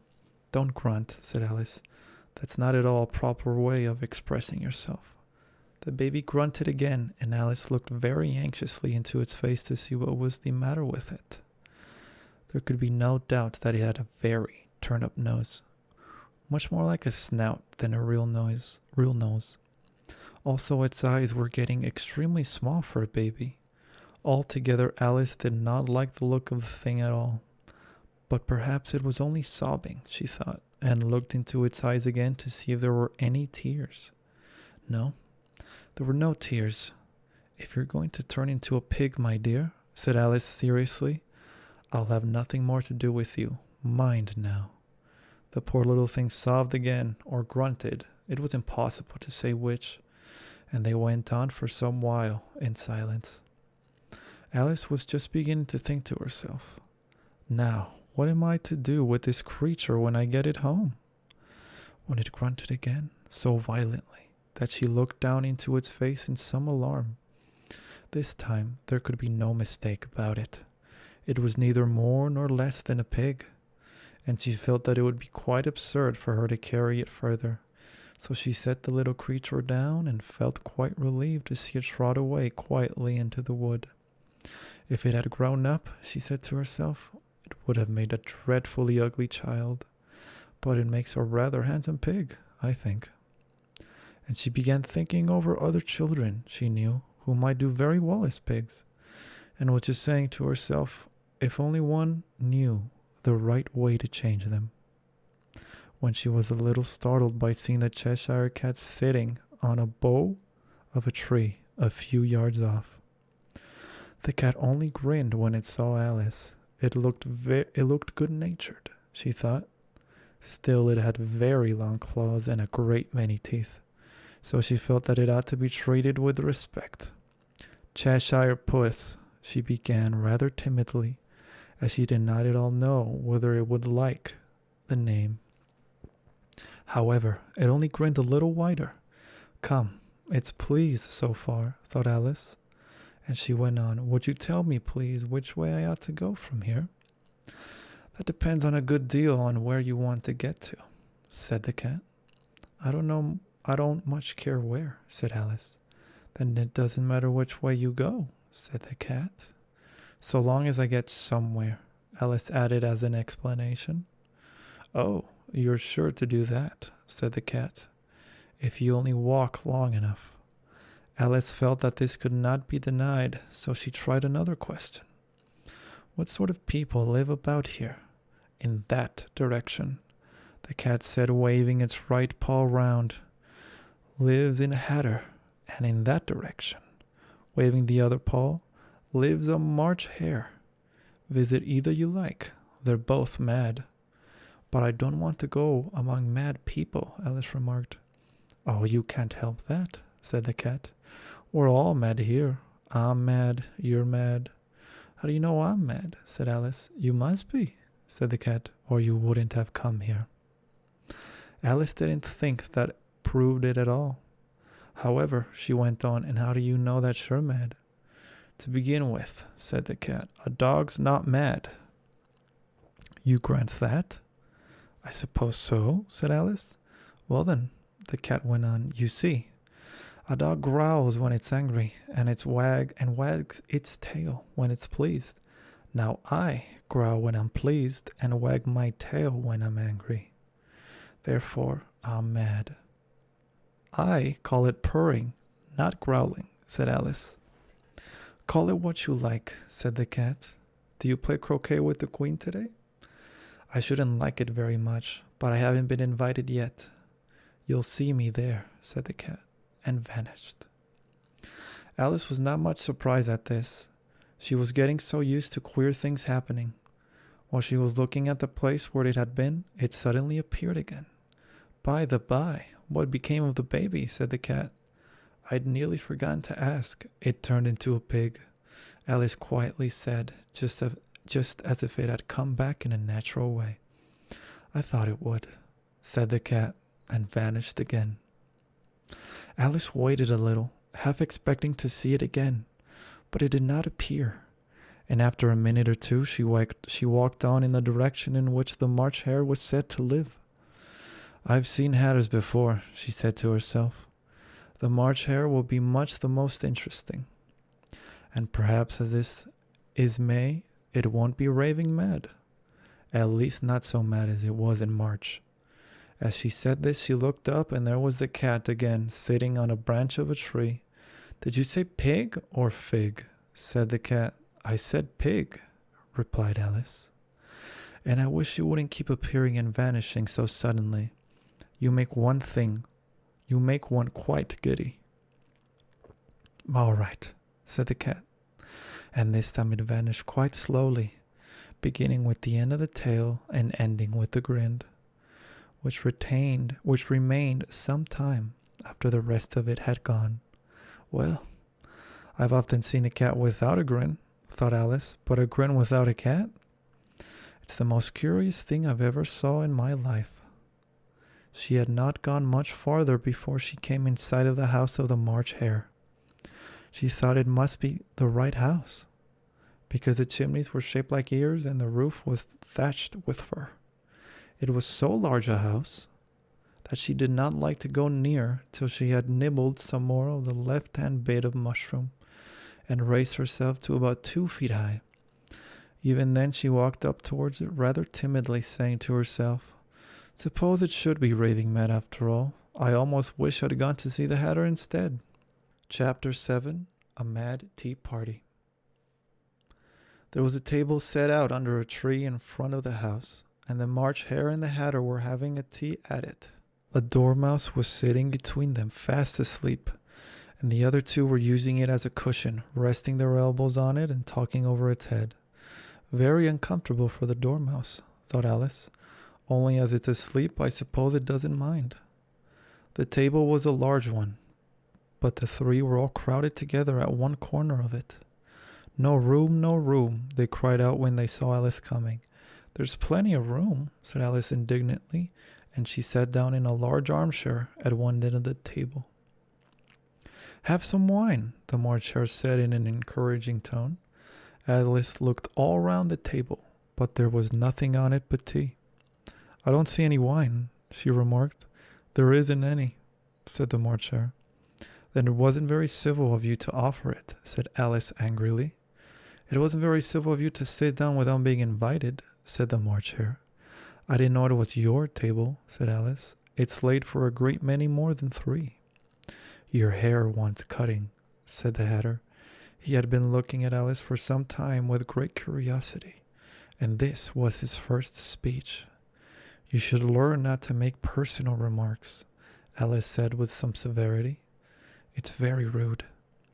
The Hatter opened his eyes very wide on hearing this, but all that he said was, "Why is a raven like a writing desk?" "Come, we shall have some fun now," thought Alice. "I'm glad they've begun asking riddles. I believe I can guess that," she added aloud. "Do you mean that you think you can find out the answer to it?" said the March Hare. Exactly so, said Alice. "Then you should say what you mean," the March Hare went on. "I do," Alice hastily replied. At least I mean what I say. That's the same thing, you know." "Not the same thing in a bit," said the Hatter. "You might just as well say that I see what I eat is the same as I eat what I see." "You might just as well say," added the March Hare, "that I like what I get is the same thing as I get what I like." "You might as well just say," added the Dormouse, who seemed to be talking in his sleep, "that I breathe when I sleep is the same thing as I sleep when I breathe." "It is the same thing with you," said the Hatter, and here the conversation dropped and the party sat silent for a minute. While Alice thought over all she could remember about ravens and writing desks, which wasn't much, the Hatter was the first to break the silence. "What day of the month is it?" he said, turning to Alice. He had taken his watch out of his pocket and was looking at it uneasily, shaking it every now and then and holding it to his ear. Alice considered a little and then said, "The 4th. 2 days wrong," sighed the Hatter. "I told you butter wouldn't suit the works," he added, looking angrily at the March Hare. "It was the best butter," the March Hare meekly replied. "Yes, but some crumbs have got in as well," the Hatter grumbled. "You shouldn't have put it in with the bread knife." The March Hare took the watch and looked at it gloomily. Then he dipped it into his cup of tea and looked at it again. But he could think of nothing better to say than his first remark. "It was the best butter, you know." Alice had been looking over his shoulder with some curiosity. "What a funny watch," she remarked. "It tells the day of the month and doesn't tell what o'clock it is?" "Why should it?" muttered the Hatter. "Does your watch tell you what year it is?" "Of course not," Alice replied very readily. "But that's because it stays the same year for such a long time together, which is just the case with mine," said the Hatter. Alice felt dreadfully puzzled. The Hatter's remark seemed to have no sort of meaning in it, and yet it was certainly English. "I don't quite understand you," she said, as politely as she could. "The Dormouse is asleep again," said the Hatter, and he poured a little hot tea upon his nose. The dormouse shook its head impatiently and said, without opening its eyes, of course, just what I was going to remark myself. Have you guessed the riddle yet? The Hatter said, turning to Alice again. No, I give it up, Alice replied. What's the answer? I haven't the slightest idea, said the Hatter. Nor I, said the March Hare. Alice sighed wearily. I think you might do something better with the time, she said, than waste it in asking riddles that have no answers. If you knew time as well as I do, said the Hatter, you wouldn't talk about wasting it. It's him. I don't know what you mean, said Alice. Of course you don't, the Hatter said, tossing his head contemptuously. I dare say you never even spoke to time. Perhaps not, Alice cautiously replied. But I know I have to beat time when I learn music. Ah, that accounts for it, said the Hatter. He won't stand beating. Now if you only kept on good terms with him, he'd do almost anything you liked with the clock. For instance, suppose it were 9 o'clock in the morning, just time to begin lessons, and you'd only have to whisper a hint at time. And round goes the clock in a twinkling. 1:30, time for dinner. I only wish it was, the March Hare said to itself in a whisper. That would be grand, certainly, said Alice, thoughtfully. But then, I shouldn't be hungry for it, you know. Not at first, perhaps, said the Hatter, but you could keep it to 1:30 as long as you liked. Is that the way you manage? Alice asked. The Hatter shook his head mournfully. Not I, he replied. We quarreled last March, just before he went mad, you know. Pointing with his teaspoon at the March Hare. It was at the great concert given by the Queen of Hearts, and I had to sing, Twinkle, twinkle, little bat, how I wonder what you're at. You know the song, perhaps? I've heard something like it, said Alice. It goes on, you know. The Hatter continued in this way. Up above the world you fly like a tea tray in the sky. Twinkle, twinkle. Here the dormouse shook itself and began singing in its sleep. Twinkle, twinkle, twinkle. And went on so long that they had to pinch it to make it stop. Well, I'd hardly finished the first verse, said the Hatter, when the Queen jumped up and bawled out, He's murdering the time. Off with his head. How dreadfully savage, exclaimed Alice, and ever since that the Hatter went on in a mournful tone. He won't do a thing, I ask. It's always 6 o'clock. A bright idea came into Alice's head. Is that the reason so many tea things are put out here? She asked. Yes, that's it, said the Hatter with a sigh. It's always tea time, and we've no time to wash the things between whiles. Then you keep moving round, I suppose? Said Alice. Exactly so, said the Hatter, as the things get used up. But what happens when you come to the beginning again? Alice ventured to ask. Suppose we change the subject, the March Hare interrupted, yawning. I'm getting tired of this. I vote the young lady tells us a story. I'm afraid I don't know one, said Alice, rather alarmed at the proposal. Then the Dormouse shall, they both cried. Wake up, Dormouse, and they pinched it on both sides at once. The Dormouse slowly opened his eyes. I wasn't asleep, he said in a hoarse, feeble voice. I heard every word you fellows were saying. Tell us a story, said the March Hare. Yes, please do, pleaded Alice. And be quick about it, added the Hatter, or you'll be asleep again before it's done. Once upon a time there were 3 little sisters. The Dormouse began in a great hurry, and their names were Elsie, Lacey, and Tilly, and they lived at the bottom of a well. What did they live on? Said Alice, who always took a great interest in questions of eating and drinking. They lived on a treacle, said the Dormouse after thinking a minute or two. They couldn't have done that, you know, Alice gently remarked. They'd have been ill. So they were, said the Dormouse, very ill. Alice tried to fancy to herself what such an extraordinary ways of living would be like.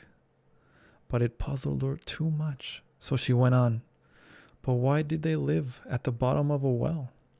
Take some more tea, the March Hare said to Alice very earnestly. I've had nothing yet, Alice replied in an offended tone, so I can't take more. You mean you can't take less, said the Hatter. It's very easy to take more than nothing. Nobody asks your opinion, said Alice, who's making personal remarks now. The Hatter asked triumphantly. Alice did not quite know what to say to this, so she helped herself to some tea and bread and butter, and then turned to the Dormouse and repeated her question. Why did they live at the bottom of a well? The Dormouse again took a minute or two to think about it, and then said it was a trickle well. There's no such thing, Alice was beginning very angrily, but the Hatter and the March Hare went, shh, shh, and the Dormouse sulkily remarked, if you can't be civil, you'd better finish the story for yourself. No, please go on, Alice said very humbly. I won't interrupt again. I dare say there may be one. One indeed, said the Dormouse indignantly. However, he consented to go on, and so these three little sisters, they were learning to draw, you know. What did they draw? Said Alice, quite forgetting her promise. Treacle, said the Dormouse, without considering at all this time. I want a clean cup, interrupted the Hatter. Let's all move one place on.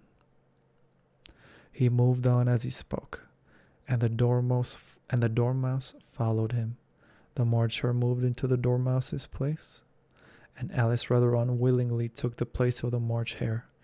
The Hatter was the only one who got any advantage from the change, and Alice was a good deal worse off than before, as the March Hare had just upset the milk jug into his plate. Alice did not wish to offend the Dormouse again, so she began very cautiously. But I don't understand. Where did they draw the treacle from? You can draw water out of a water well, said the Hatter. So I should think you could draw treacle out of a treacle well, eh, stupid? But they were in the well, Alice said to the Dormouse, not choosing to notice this last remark. Of course they were, said the Dormouse. Well in. This answer so confused poor Alice that she let the Dormouse go on for some time without interrupting it. They were learning to draw, the Dormouse went on, yawning and rubbing its eyes, for it was getting very sleepy. And they drew all manner of things, everything that begins with an M. Why with an M? Said Alice. Why not? Said the March Hare. Alice was silent. The Dormouse had closed its eyes by this time and was going off into a doze, but on being pinched by the Hatter, it woke up again with a little shriek and went on. That begins with an M, such as mousetraps and the moon and memory and muchness. You know, you say things are much of a muchness. Did you ever see such a thing as a drawing of a muchness? Really, now you ask me, said Alice, very confused. I don't think. Then you shouldn't talk, said the Hatter. This piece of rudeness was more than Alice could bear. She got up in great disgust and walked off. The Dormouse fell asleep instantly, and neither of the others took the least notice of her going, though she looked back once or twice, half hoping that they were called after her. The last time she saw them, they were trying to put the Dormouse into the teapot. At any rate, I'll never go there again, said Alice as she picked her way through the wood. It's the stupidest tea party I ever was at in all my life. Just as she said this, she noticed that one of the trees had a door leading right into it. That's very curious, she thought, but everything's curious today. I think I may as well go in at once, and in she went. Once more she found herself in the long hall and close to the little glass table. Now, I'll manage better this time, she said to herself, and began by taking the little golden key and unlocking the door that led into the garden. Then she went to work nibbling at the mushroom. She had kept a piece of it in her pocket till she was about a foot high.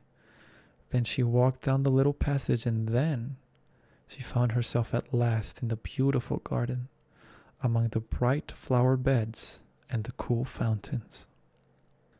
Chapter 8. The Queen's Croquet Ground. A large rose tree stood near the entrance of the garden. The roses growing on it were white, but there were 3 gardeners at it, busily painting them red. Alice thought this was a very curious thing, and she went nearer to watch them.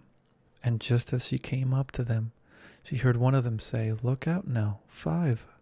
Don't go splashing plain over me like that." "I couldn't help it," said 5 in a sulky tone. 7 jogged my elbow, on which 7 looked up and said, "That's right, 5. Always lay the blame on others." "You'd better not talk," said 5. "I heard the Queen say only yesterday you deserve to be beheaded." "What for?" said the one who had spoken first. "That's none of your business, too," said 7. "Yes, it is his business," said 5, "and I'll tell him it was for bringing the cook tulip roots instead of onions." 7 flung down his brush and had just begun. Well, of all the unjust things, when his eye chanced to fall upon Alice as she stood watching them, and he checked himself suddenly. The others looked around also, and all of them bowed low. "Would you tell me," said Alice, a little timidly, "why are you painting those roses?" 5 and 7 said nothing, but looked at 2. 2 began in a low voice.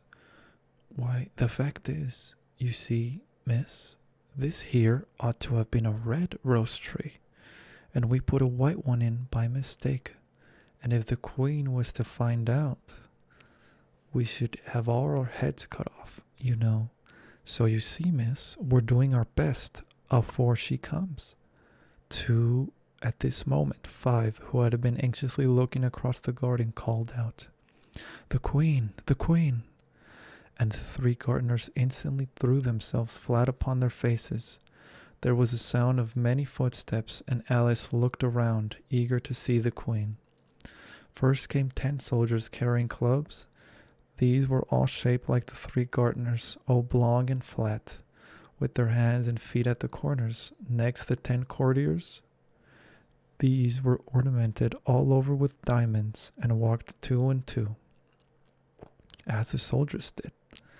After these came the royal children. There were 10 of them, and the little dears came jumping merrily along hand in hand, in couples. They were all ornamented with hearts.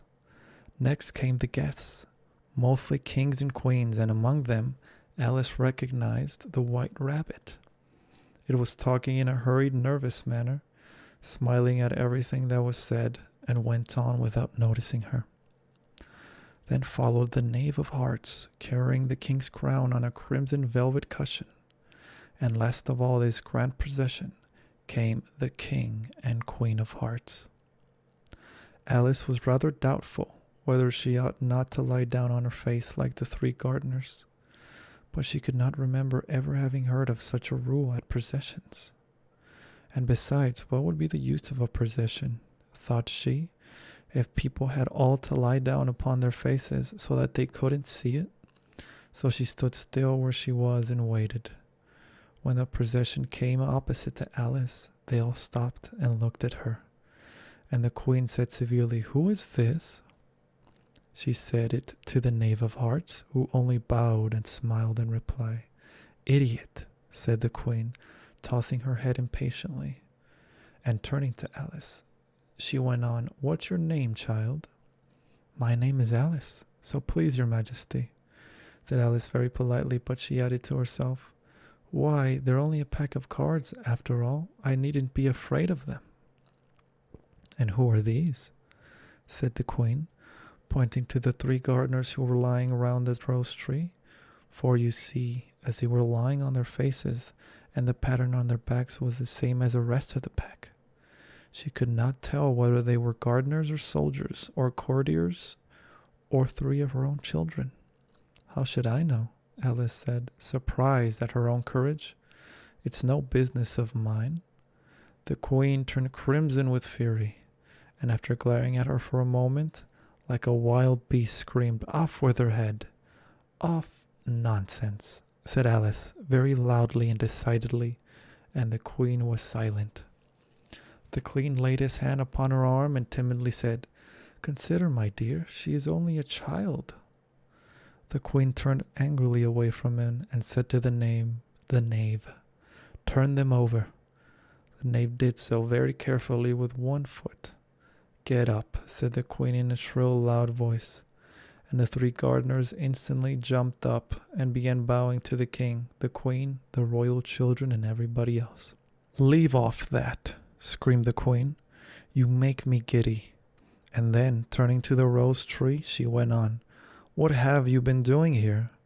"May it please your majesty," said two in a very humble tone, going down on one knee as he spoke, "we were trying—" "I see," said the queen, who had meanwhile been examining the roses. "Off with their heads." And the process moved on. 3 of the soldiers remained behind to execute the unfortunate gardeners, who ran to Alice for protection. "You shan't be beheaded," said Alice, and she put them into a large flower pot that stood near. The 3 soldiers wandered about for a minute or two looking for them, and then quietly marched off after the others. "Are their heads off?" shouted the queen. "Their heads are gone, if it pleases your majesty," the soldiers shouted in reply. "That's right," shouted the queen. "Can you play croquet?" The soldiers were silent and looked at Alice as the question was evidently meant for her. "Yes," shouted Alice. "Come on then," roared the queen, and Alice joined the procession, wondering very much what would happen next. It's a very fine day," said a timid voice at her side. She was walking by the white rabbit, who was peeping anxiously into her face. "Very," said Alice. "Where's the Duchess?" "Hush, hush," said the rabbit in a low, hurried tone. He looked anxiously over his shoulder as he spoke, and then raised himself upon tiptoe and put his mouth close to her ear and whispered, "She's under sentence of execution." "What for?" said Alice. "Did you say, 'What a pity'?" the rabbit asked. "No, I didn't," said Alice. "I don't think it's at all a pity. I said, 'What for?'" She boxed the queen's ears. The rabbit began. Alice gave a little scream of laughter. "Oh, hush," the rabbit whispered in a frightened tone. "The queen will hear you. You see, she came rather late, and the queen said—" "Get to your places," shouted the queen in a voice of thunder, and people began running about in all directions, tumbling up against each other. However, they got settled down in a minute or two, and the game began. Alice thought she had never seen such a curious croquet ground in her life. It was all ridges and furrows. The balls were live hedgehogs, the mallets live flamingos, and the soldiers had to double themselves up and to stand on their hands and feet to make the arches. The chief difficulty Alice found at first was in managing her flamingo. She succeeded in getting its body tucked away comfortably enough under her arm, with its legs hanging down, but generally, just as she had got its neck nicely straightened out, and was going to give the hedgehog a blow with its head, it would twist itself round and look up in her face, with such a puzzled expression that she could not help bursting out laughing. And when she had got its head down and was going to begin again, it was very provoking to find that the hedgehog had unrolled itself and was in the act of crawling away. Besides all this, there was generally a ridge of furrow in the way wherever she wanted to send the hedgehog to. And as the doubled up soldiers were always getting up and walking off to other parts of the ground, Alice soon came to the conclusion that it was a very difficult game indeed. The players all played at once, without waiting for turns, quarreling all the while, and fighting for their hedgehogs. In a very short time, the queen was in a furious passion, and went stamping about and shouting, "Off with his head," or "Off with her head," about once in a minute. Alice began to feel very uneasy, to be sure. She had not as yet had any dispute with the queen, but she knew that it might happen any minute. And then, thought she, what would become of me? They're dreadfully fond of beheading people here, and the great wonder is that there's any one left alive. She was looking about for some way of escape and wondering whether she could get away without being seen, when she noticed a curious appearance in the air. It puzzled her very much at first, but watching it a minute or two, she made it out to be a grin, and she said to herself, "It's a Cheshire cat. Now I shall have somebody to talk to." "How are you getting on?" said the cat, as soon as there was mouth enough for it to speak. Alice waited till the eyes appeared, and then nodded. "It's no use speaking to it," she thought, "till its ears have come, or at least one of them." In another minute the whole head appeared, and then Alice put down her flamingo and began an account of the game, feeling very glad she had someone to listen to her. The cat seemed to think that there was enough of it now in sight, and no more of it appeared. "I don't think they play it all fairly," Alice began, in a rather complaining tone, "and they all quarrel so dreadfully, one can't hear oneself speak. And they don't seem to have any rules in particular.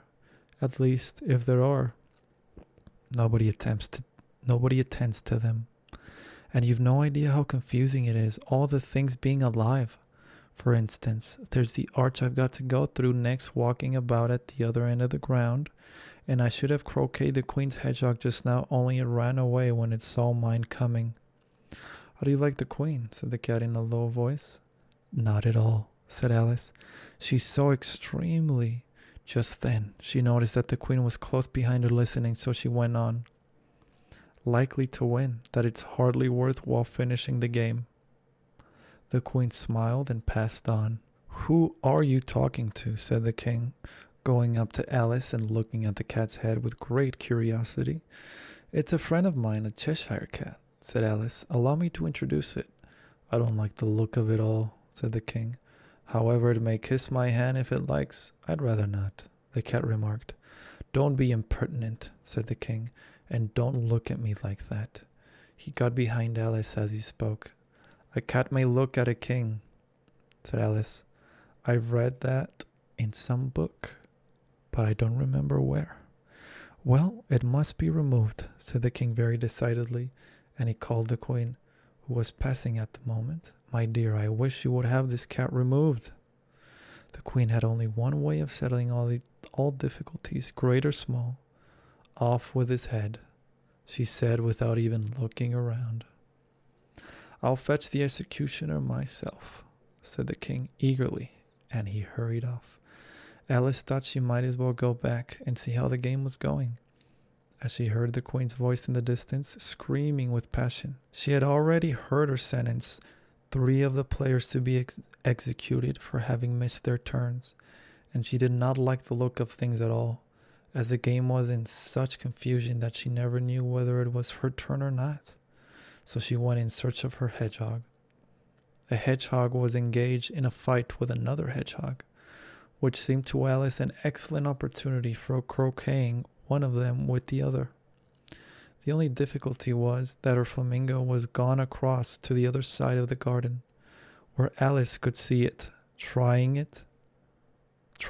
in a helpless sort of way to fly up into a tree. By the time she had caught the flamingo and brought it back, the fight was over, and both the hedgehogs were out of sight.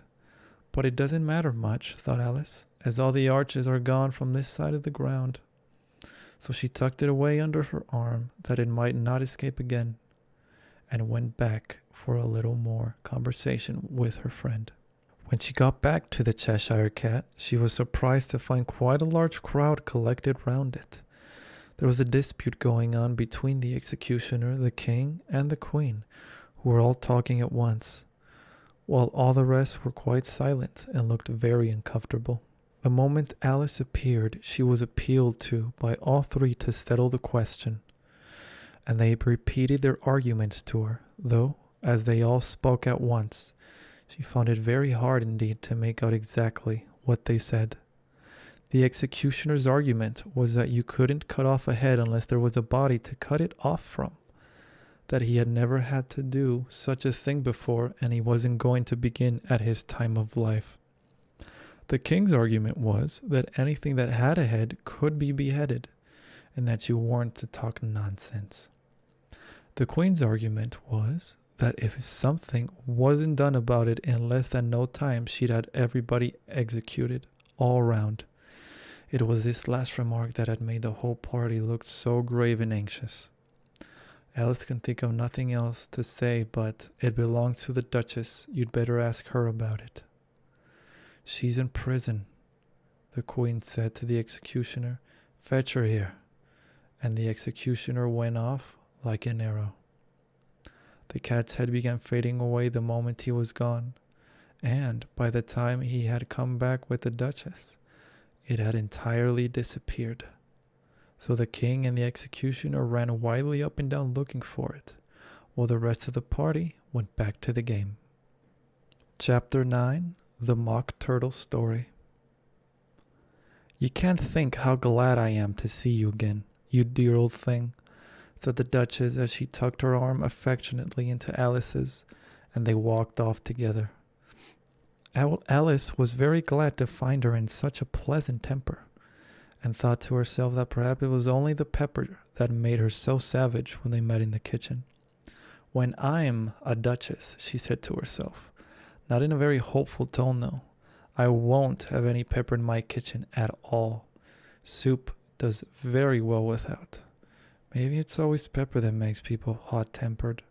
She went on, very much pleased at having found out a new kind of rule. "And vinegar that makes him sour, and chamomile that makes him bitter, and barley sugar, that such things that make children sweet-tempered. I only wish people knew that. Then they wouldn't be so stingy about it, you know." She had quite forgotten the Duchess by this time, and was little startled when she heard her voice close to her ear. "You're thinking about something, my dear, and that makes you forget to talk. I can't tell you just now what the moral of that is, but I shall remember it in a bit." "Perhaps it hasn't one," Alice ventured to remark. "Tut, tut, child," said the Duchess. "Everything's got a moral, if only you can find it." And she squeezed herself up closer to Alice's side as she spoke. Alice did not much like keeping so close to her. First, because the Duchess was very ugly, and secondly, because she was exactly the right height to rest her chin upon Alice's shoulder, and it was an uncomfortably sharp chin. However, she did not like to be rude, so she bore it as well as she could. "The game's going on rather better now," she said, by way of keeping up the conversation a little. "'Tis so," said the Duchess, "and the moral of that is, oh, 'tis love, that makes the world go round." "Somebody said," Alice whispered, "that it's done by everybody minding their own business." "Ah, well, it means much the same thing," said the Duchess, digging her sharp little chin into Alice's shoulder as she added, "and the moral of that is, take care of the scents, and the sounds that will take care of themselves." How fond she is of finding morals in things, Alice thought to herself. "I dare say you're wondering why I don't put my arm round your waist," the Duchess said. After a pause, "The reason is that I'm doubtful about the temper of your flamingo. Shall I try the experiment?" "He might bite," Alice cautiously replied, not feeling at all anxious to have the experiment tried. "Very true," said the Duchess. "Flamingos and mustard both bite, and the moral of that is, birds of a feather flock together." "Only mustard isn't a bird," Alice remarked. "Right, as usual," said the Duchess. "What a clear way you have of putting things." "It's a mineral, I think," said Alice. "Of course it is," said the Duchess, who seemed ready to agree to everything that Alice said. "There's a large mustard mine near here, and the moral of that is, the more there is of mine, the less there is of yours." "Oh, I know," exclaimed Alice. who had not attended to this last remark. It's a vegetable. It doesn't look like one, but it is. I quite agree with you, said the Duchess. And the moral of that is, be what you would seem to be, or if you'd like it, put more simply, never imagine yourself not to be otherwise than what it might appear to others that what you were or might have been was not otherwise than what you had been would have appeared to them to be otherwise. I think I should understand that better, Alice said very politely, if I'd written it down, but I can't quite follow it as you say it. That's nothing to what I could say if I choose. The Duchess replied in a pleased tone. Pray don't trouble yourself to say it any longer than that, said Alice. Oh, don't talk about trouble, said the Duchess. I made you a present of everything I've said as yet. A cheap sort of present, thought Alice. I'm glad they don't give birthday presents like that. But she did not venture to say it out loud. Thinking again, the Duchess asked with another dig of her sharp little chin. I have a right to think, said Alice sharply, for she was beginning to feel a little worried. Just about as much right, said the Duchess, as pigs have to fly, But here, to Alice's great surprise, the Duchess's voice died away, even in the middle of her favorite word, moral, and the arm that was linked into hers began to tremble. Alice looked up, and there stood the Queen in front of them, with her arms folded, frowning like a thunderstorm. A fine day, Your Majesty, the Duchess began in a low, weak voice. Now, I give you fair warning, shouted the Queen, stamping on the ground as she spoke. Either you or your head must be off, and that in about half no time. Take your choice. The Duchess took her choice and was gone in a moment. Let's go on with the game, the Queen said to Alice, and Alice was too much frightened to say a word, but slowly followed her back to the croquet ground. The other guests had taken advantage of the Queen's absence and were resting in the shade. However, the moment they saw her, they hurried back to the game, and the Queen merely remarking that a moment's delay would cost them their lives. All the time they were playing, the Queen never left off quarreling with the other players and shouting, "Off with his head," or "Off with her head." Those whom she sentenced were taken into custody by the soldiers, who of course had to leave off being archers to do this, so that by the end of half an hour or so there were no archers left, and all the players except the King, the Queen, and Alice were in custody and under sentence of execution. Then the Queen left off, quite out of breath, and said to Alice, "Have you seen the mock turtle yet?" "No," said Alice. "I don't even know what a mock turtle is." "It's a thing mock turtle soup is made from," said the Queen. "I never saw one or heard of one," said Alice. "Come on then," said the Queen, "and he shall tell you his history." As they walked off together, Alice heard the King say in a low voice to the company generally, "You are all pardoned. Come." "That's a good thing," she said to herself, for she had felt quite unhappy at the number of executions the Queen had ordered. They very soon came upon a griffin, lying fast asleep in the sun. If you don't know what a griffin is, look at the picture. "Up, lazy thing," said the Queen, "and take this young lady to see the mock turtle, and to hear his history. I must go back and see after some executions I have ordered." And she walked off, leaving Alice alone with the griffin. Alice did not quite like the look of the creature, but on the whole she thought it would be quite as safe to stay with it as to go after that savage Queen. So she waited. The griffin sat up and rubbed its eyes, then watched the Queen till she was out of sight. Then it chuckled. "What fun," said the griffin, half to itself, half to Alice. "What is the fun?" said Alice. "Why, she," said the griffin. It's all her fancy that they never executes nobody. You know? Come on. Everybody says come on here, thought Alice as she went slowly after it. I never was so ordered about in all my life. Never. They had not gone far before they saw the mock turtle in the distance, sitting sad and lonely on a little ledge of rock. And, as they came near, Alice could hear him sighing as if his heart would break. She pitied him deeply. What is his sorrow? She asked the griffin, and the griffin answered, very nearly in the same words as before. It's all his fancy that. He hasn't got no sorrow, you know. Come on.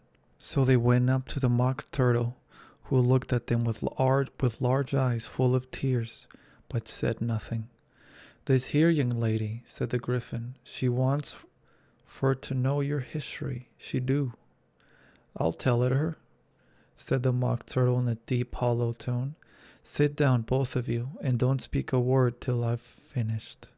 So they sat down and nobody spoke for some minutes. Alice thought to herself, I don't see how he can ever finish if he doesn't begin, but she waited patiently. Once, said the mock turtle at last, with a deep sigh, I was a real turtle. These words were followed by a very long silence, broken only by an occasional exclamation of "Hickitsker" from the griffin, and the constant heavy sobbing of the mock turtle. Alice was very nearly getting up and saying, Thank you, sir, for your interesting story, but she could not help thinking there must be more to come, so she sat still and said nothing. When we were little, the mock turtle went on at last more calmly, though still sobbing a little now and then, we went to school in the sea, and the master was an old turtle. We used to call him Tortoise. Why did you call him Tortoise if he wasn't one? Alice asked. We called him Tortoise because he taught us, said the mock turtle angrily. Really, you are very dull. You ought to be ashamed of yourself for asking such a simple question, added the griffin, and then they both sat silent and looked at poor Alice, who felt ready to sink into the earth. At last the griffin said to the mock turtle, Drive on, old fellow. Don't be all day about it. And he went on in these words. Yes, we went to school in the sea, though. You mayn't believe it. I never said I didn't, interrupted Alice. You did, said the mock turtle. Hold your tongue, added the griffin. Before Alice could speak again, the mock turtle went on. We had the best of educations, in fact. We went to school every day. I've been to a day school, too, said Alice. You needn't be so proud as all that. With extras? Asked the mock turtle a little anxiously. Yes, said Alice. We learned French and music. And washing? Said the mock turtle. Certainly not, said Alice indignantly. Ah, then yours wasn't a really good school, said the mock turtle in a tone of great relief. Now at ours, they had at the end of the bill, French music and washing. Extra. You couldn't have wanted it much, said Alice, living at the bottom of the sea. I couldn't afford to learn it, said the mock turtle with a sigh of relief. I only took the regular course. What was that? Inquired Alice. Reeling and writhing, of course, to begin with, the mock turtle replied, and then the different branches of arithmetic, ambition, distraction, uglification, and derision. I never heard of uglification, Alice ventured to say. What is it? The griffin lifted up both its paws in surprise. What? Never heard of uglifying? It exclaimed. You know what to beautify is, I suppose? Yes, said Alice doubtfully. It means to make anything prettier? Well then, the griffin went on, if you don't know what to uglify is, you are a simpleton. Alice did not feel encouraged to ask any more questions about it, so she turned to the mock turtle and said, What else had you to learn? Well, there was mystery, the mock turtle replied, counting off the subjects on his flappers. Mystery, ancient and modern, with seaography, then drawling. The drawling master was an old conger eel that used to come once a week. He taught us drawling, stretching, and fainting in coils. What was that like? Said Alice. Well, I can't show it to you myself, the Mock Turtle said. I'm too stiff, and the Griffin never learned it. Had in time, said the Griffin. I went to the classics master, though. He was an old crab, he was. I never went to him, the Mock Turtle said with a sigh. He taught laughing in grief, they used to say. So he did, said the Griffin, sighing in his turn, and both creatures hid their faces in their paws. And how many hours a day did you do lessons? Said Alice, in a hurry to change the subject. 10 hours the first day, said the Mock Turtle, 9 the next, and so on. What a curious plan, exclaimed Alice. That's the reason they're called lessons, the Griffin remarked, because they lessen from day to day. This was quite a new idea to Alice, and she thought it over a little before she made her next remark. Then the 11th day must have been a holiday? Of course it was, said the Mock Turtle. And how did you manage on the 12th? Alice went on eagerly. That's enough about lessons, the Griffin interrupted in a very decided tone. Tell her something about the games now. Chapter 10, The Lobster Quadrille. The Mock Turtle sighed deeply and drew the back of one flapper across his eyes. He looked at Alice and tried to speak, but for a minute or two sobs choked his voice. Same as if he had a bone in his throat, said the Griffin, and it set to work shaking him and punching him in the back. At last the Mock Turtle recovered his voice, and with tears running down his cheeks, he went on again. You may not have lived much under the sea. I haven't, said Alice. And perhaps you were never even introduced to a lobster. Alice began to say, I once tasted, but checked herself hastily and said, no, never. So you can have no idea what a delightful thing a lobster quadrille is. No, indeed, said Alice. What sort of a dance is it? Why, said the Griffin, you first form into a line along the seashore. 2 lines, cried the Mock Turtle. Seals, turtles, salmon, and so on. Then, when you've cleared all the jellyfish out of the way, that generally takes time, interrupted the Griffin. You advance twice, each with a lobster as a partner, cried the Griffin. Of course, the Mock Turtle said, advance twice, set to partners.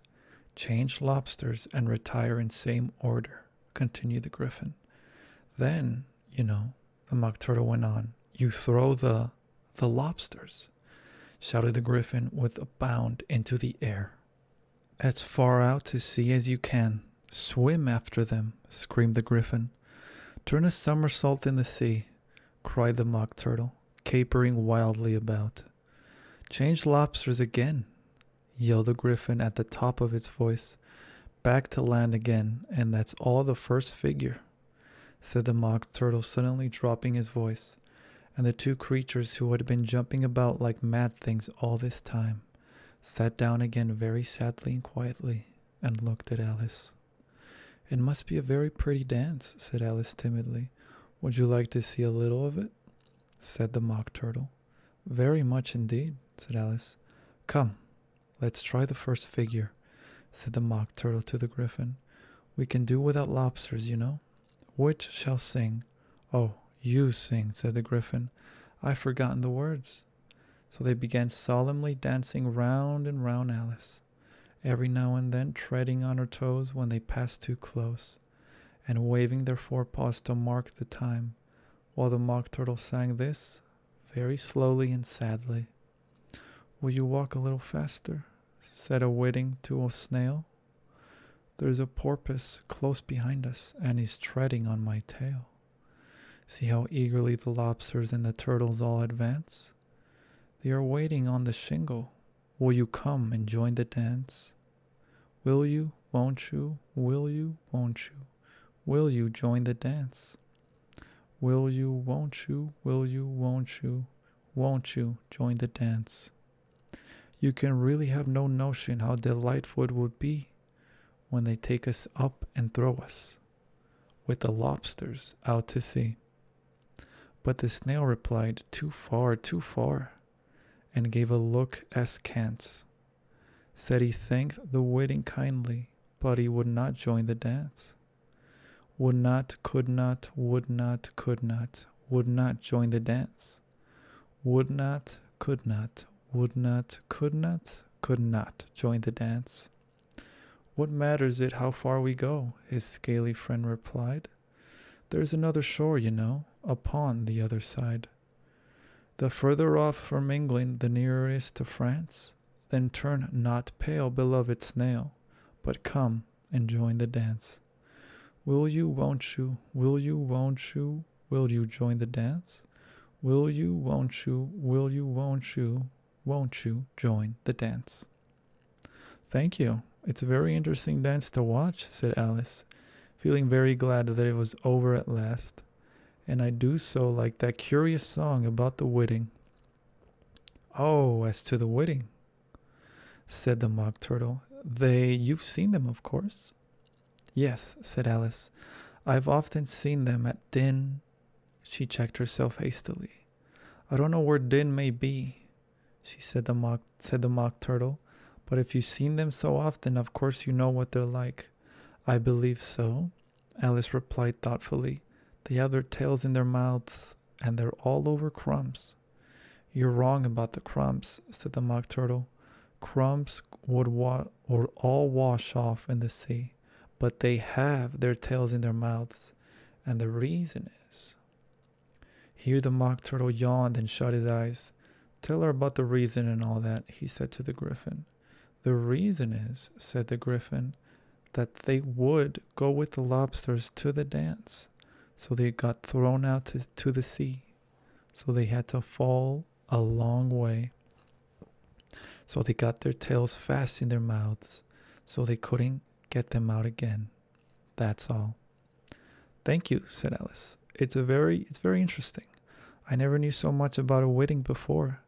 I can tell you more than that, if you like, said the Griffin. Do you know why it's called a wedding? I never thought about it, said Alice. Why?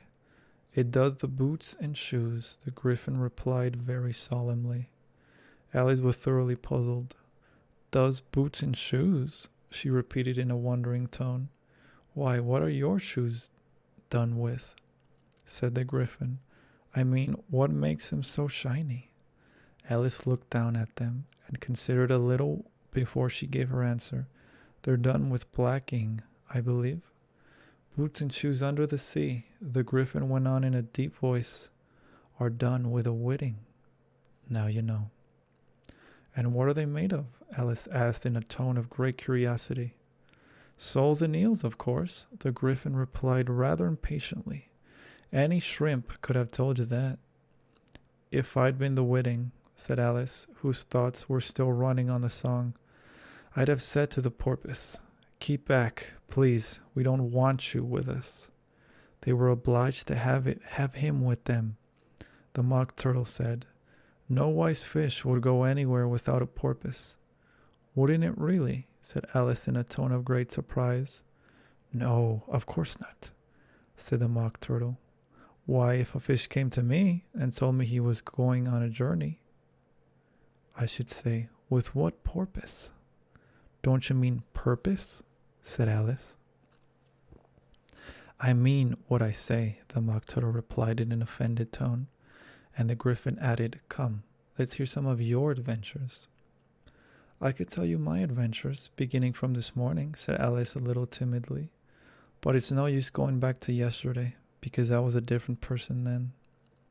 Explain all that, said the Mock Turtle. No, the adventures first, said the Griffin in an impatient tone. Explanations take such a dreadful time. So Alice began telling them her adventures from the time when she first saw the white rabbit. She was a little nervous about it just at first. The two creatures got so close to her, one on each side, and opened their eyes and mouths so very wide.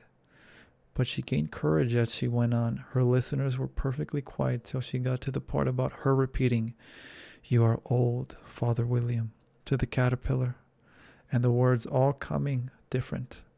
And then the Mock Turtle drew a long breath and said, "That's very curious."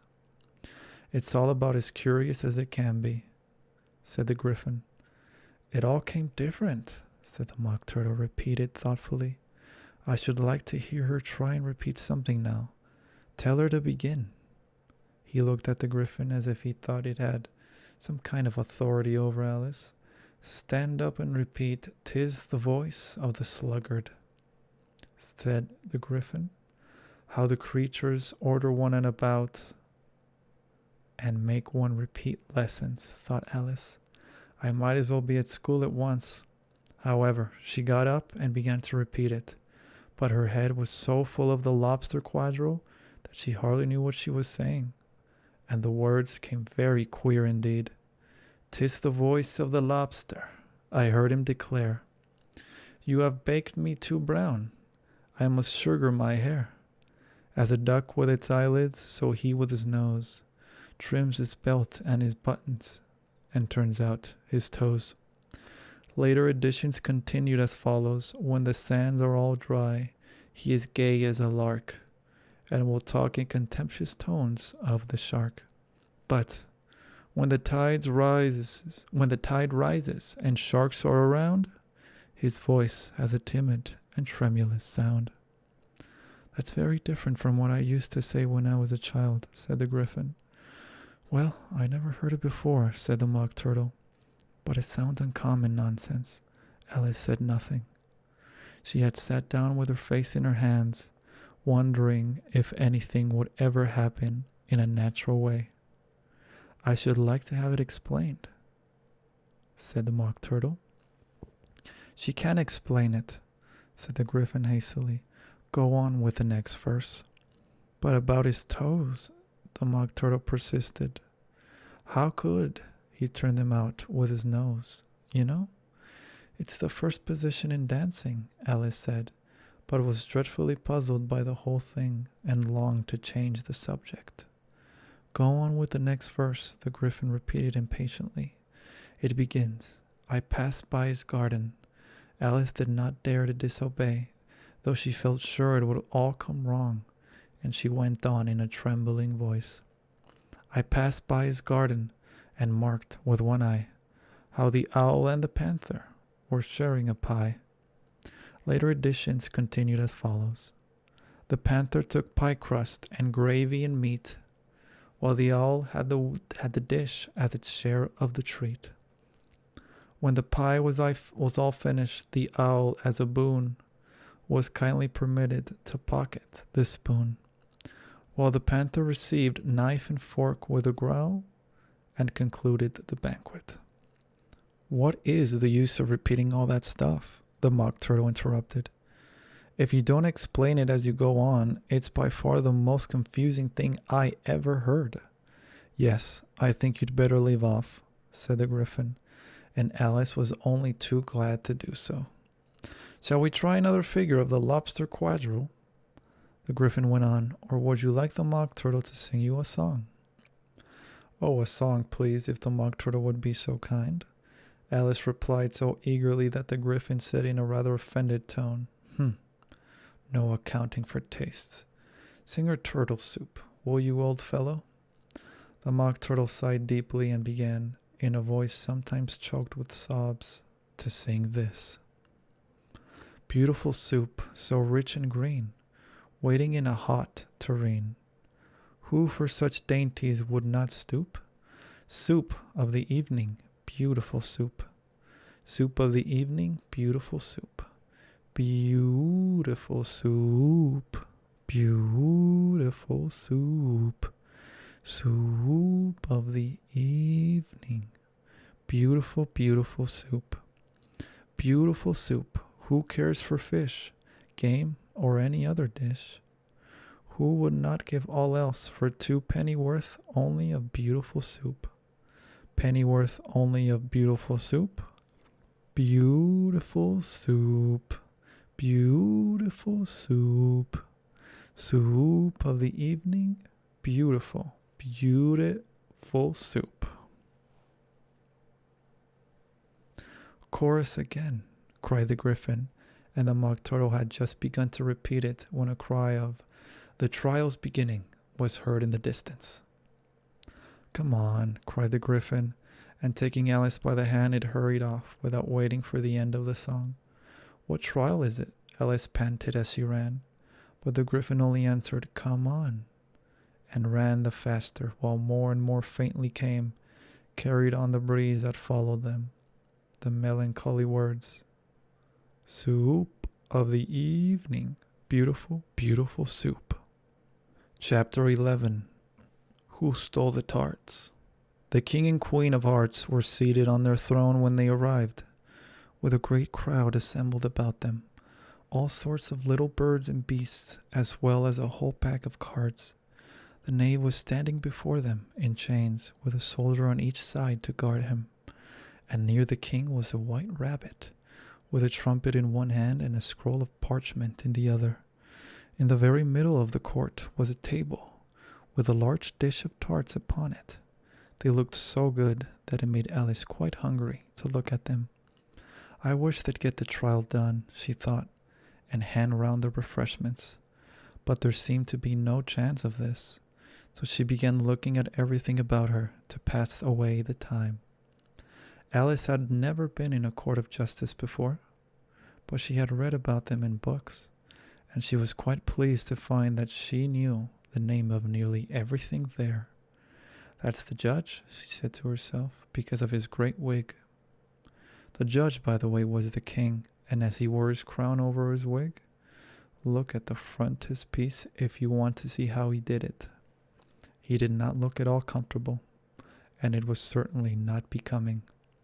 "And that's the jury box," thought Alice, "and those 12 creatures." She was obliged to say creatures, you see, because of some of them were animals and some were birds. "I suppose they are the jurors." She said this last word 2 or 3 times over to herself, being rather proud of it, for she thought, and rightly too, that very few little girls of her age knew the meaning of it at all. However, jurymen would have done just as well. The 12 jurors were all writing very busily on slates. "What are they doing?" Alice whispered to the Gryphon. "They can't have anything to put down yet, before the trial's begun." "They're putting down their names," the Gryphon whispered in reply, "for fear that they should forget them before the end of the trial."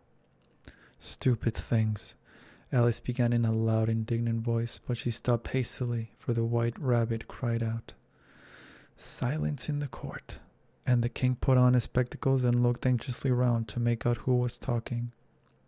Alice could see, as well as she were looking over their shoulders, that all the jurors were writing down stupid things on their slates, and she could even make out that one of them didn't know how to spell stupid, and that he had to ask his neighbor to tell him. "A nice muddle their slates will be before the trial's over," thought Alice. One of the jurors had a pencil that squeaked. This, of course, Alice could not stand, and she went round the court and got behind him, and very soon found an opportunity of taking it away. She did it so quickly that the poor little juror, it was Bill the lizard, could not make out at all what had become of it. So, after hunting all about for it, he was obliged to write with one finger for the rest of the day, and this was of very little use, as it left no mark on the slate. "Herald, read the accusation," said the king. On this, the white rabbit blew 3 blasts on the trumpet, and then unrolled the parchment scroll and read as follows. "The Queen of Hearts, she made some tarts, all on a summer day.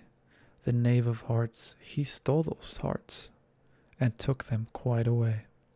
Consider your verdict," the king said to the jury. Not yet," the rabbit hastily interrupted. "There's a great deal to come before that."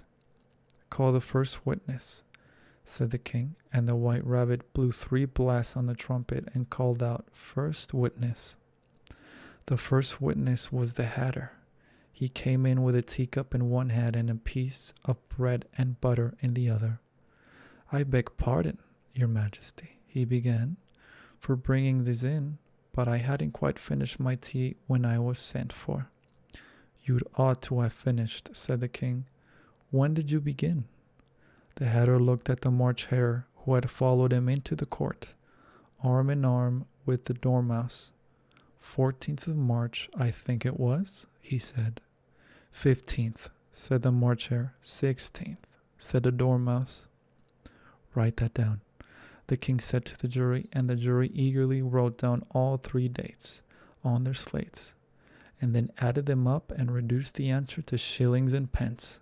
Take off your hat, the king said to the hatter. It isn't mine, said the hatter. Stolen, the king exclaimed, turning to the jury, who instantly made a memorandum of the fact. I keep them to sell. The hatter added as an explanation, I've none of my own. I'm a hatter. Here the queen put on her spectacles and began staring at the hatter, who turned pale and fidgeted. Give your evidence, said the king, and don't be nervous, or I'll have you executed on the spot. This did not seem to encourage the witness at all. He kept shifting from one foot to the other, looking uneasily at the queen. And in his confusion, he bit a large piece out of his teacup instead of the bread and butter. Just at this moment, Alice felt a very curious sensation, which puzzled her a good deal until she made out what it was. She was beginning to grow larger again, and she thought at first she would get up and leave the court. But on second thoughts, she decided to remain where she was as long as there was room for her. I wish you wouldn't squeeze so, said the Dormouse, who was sitting next to her. I can hardly breathe. I can't help it, said Alice very meekly. I'm growing. You've no right to grow here, said the Dormouse. Don't talk nonsense, said Alice more boldly. You know you're growing too. Yes, but I grow at a reasonable pace, said the Dormouse. Not in that ridiculous fashion. And he got up very sulkily and crossed over to the other side of the court. All this time, the queen had never left off staring at the hatter, and just as the Dormouse crossed the court, she said to one of the officers of the court, Bring me the list of the singers in the last concert, on which the wretched hatter trembled so that she took both his shoes off. Give your evidence, the king repeated angrily, or I'll have you executed, whether you're nervous or not. I'm a poor man, your majesty, the hatter began in a trembling voice, and I hadn't begun my tea. Not above a week or so. And what with the bread and butter getting so thin, and the twinkling of the tea? The twinkling of the what? Said the king. It began with the tea, the hatter replied. Of course twinkling begins with a T, said the king, sharply. Do you take me for a dunce? Go on. I'm a poor man, the hatter went on, and most things twinkled after that, only the March Hare said. I didn't, the March Hare interrupted in a great hurry. You did, said the hatter. I deny it, said the March Hare. He denies it, said the king. Leave out that part. Well, at any rate, the Dormouse said. The hatter went on, looking anxiously round to see if he would deny it too, but the Dormouse denied nothing, being fast asleep. After that, continued the hatter, I cut some more bread and butter. But what did the Dormouse say? One of the jury asked. That I can't remember, said the hatter. You must remember, remarked the king, for I'll have you executed. The miserable hatter dropped his teacup and bread and butter and went down on one knee. I'm a poor man, your majesty, he began. You're a very poor speaker, said the king. Here one of the guinea pigs cheered and was immediately suppressed by the officers of the court, as that is rather a hard word. I will just explain to you how it was done. They had a large canvas bag which tied up at the mouth with strings. Into this they slipped the guinea pig head first and then sat upon it. I'm glad I've seen that done, thought Alice. I've so often read in newspapers at the end of trials. There was some attempt at applause which was immediately suppressed by the officers of the court, and I never understood what it meant till now. If that's all, you know about it, you may stand down," continued the king. "I can't go no lower," said the Hatter. "I'm on the floor as it is."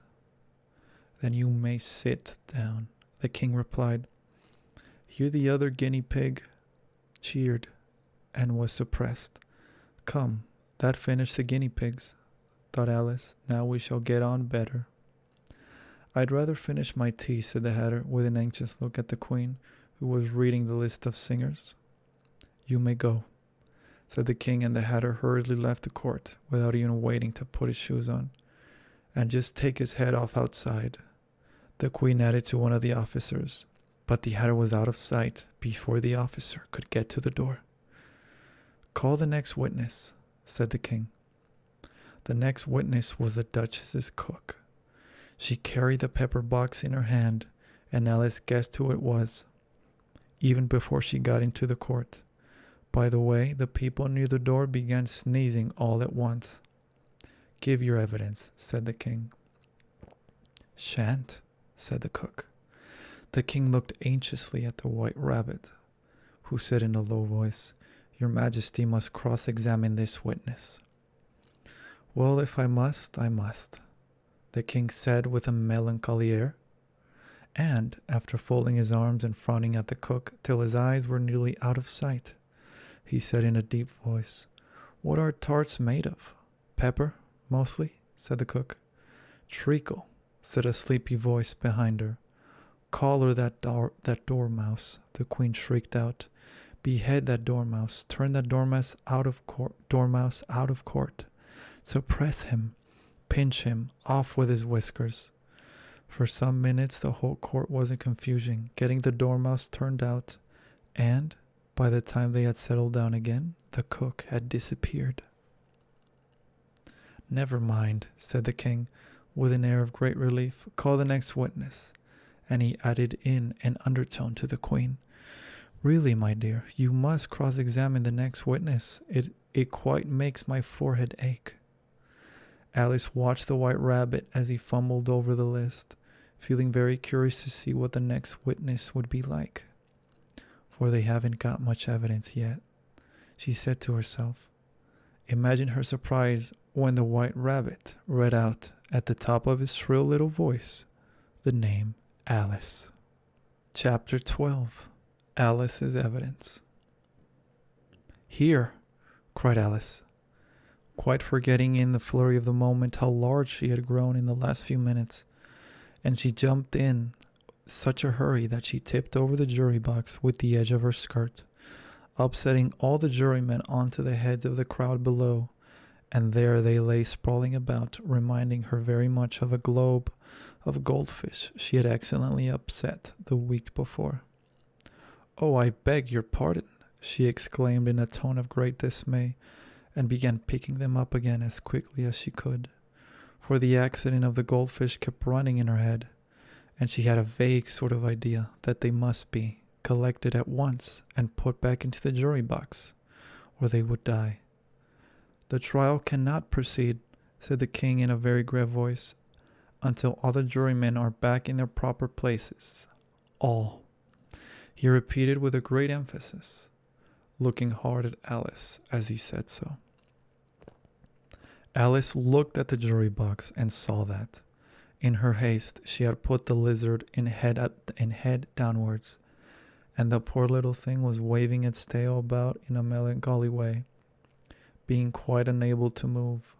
She soon got it out again and put it right. "Not that it signifies much," she said to herself. "I should think it would be quite as much use in the trial one way up as the other."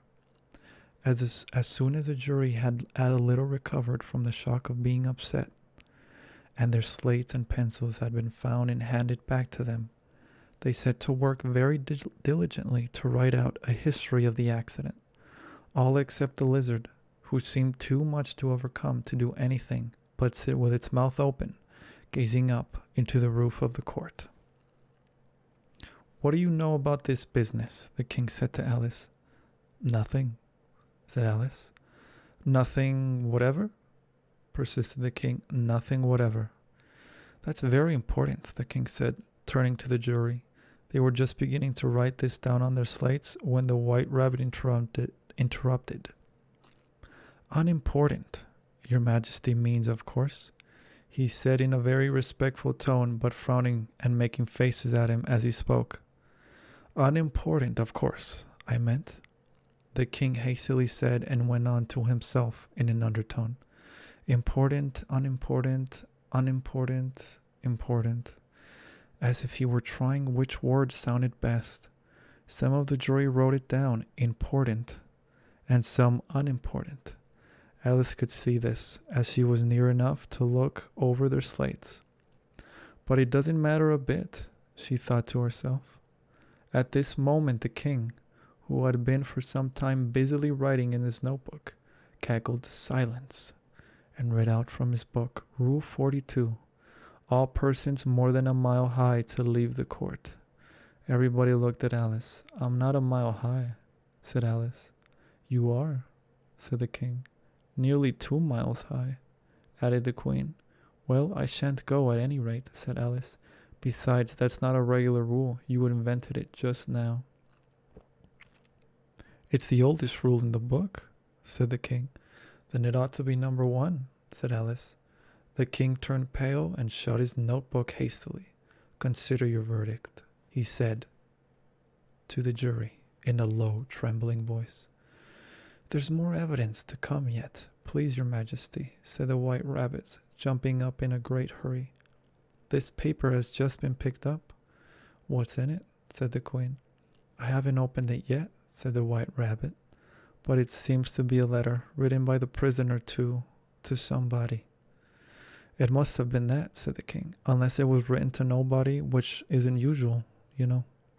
Who is it directed to? Said one of the jurymen.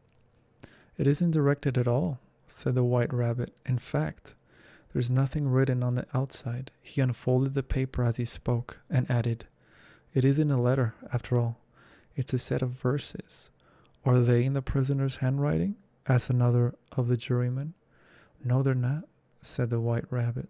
And that's the queerest thing about it. The jury all looked puzzled.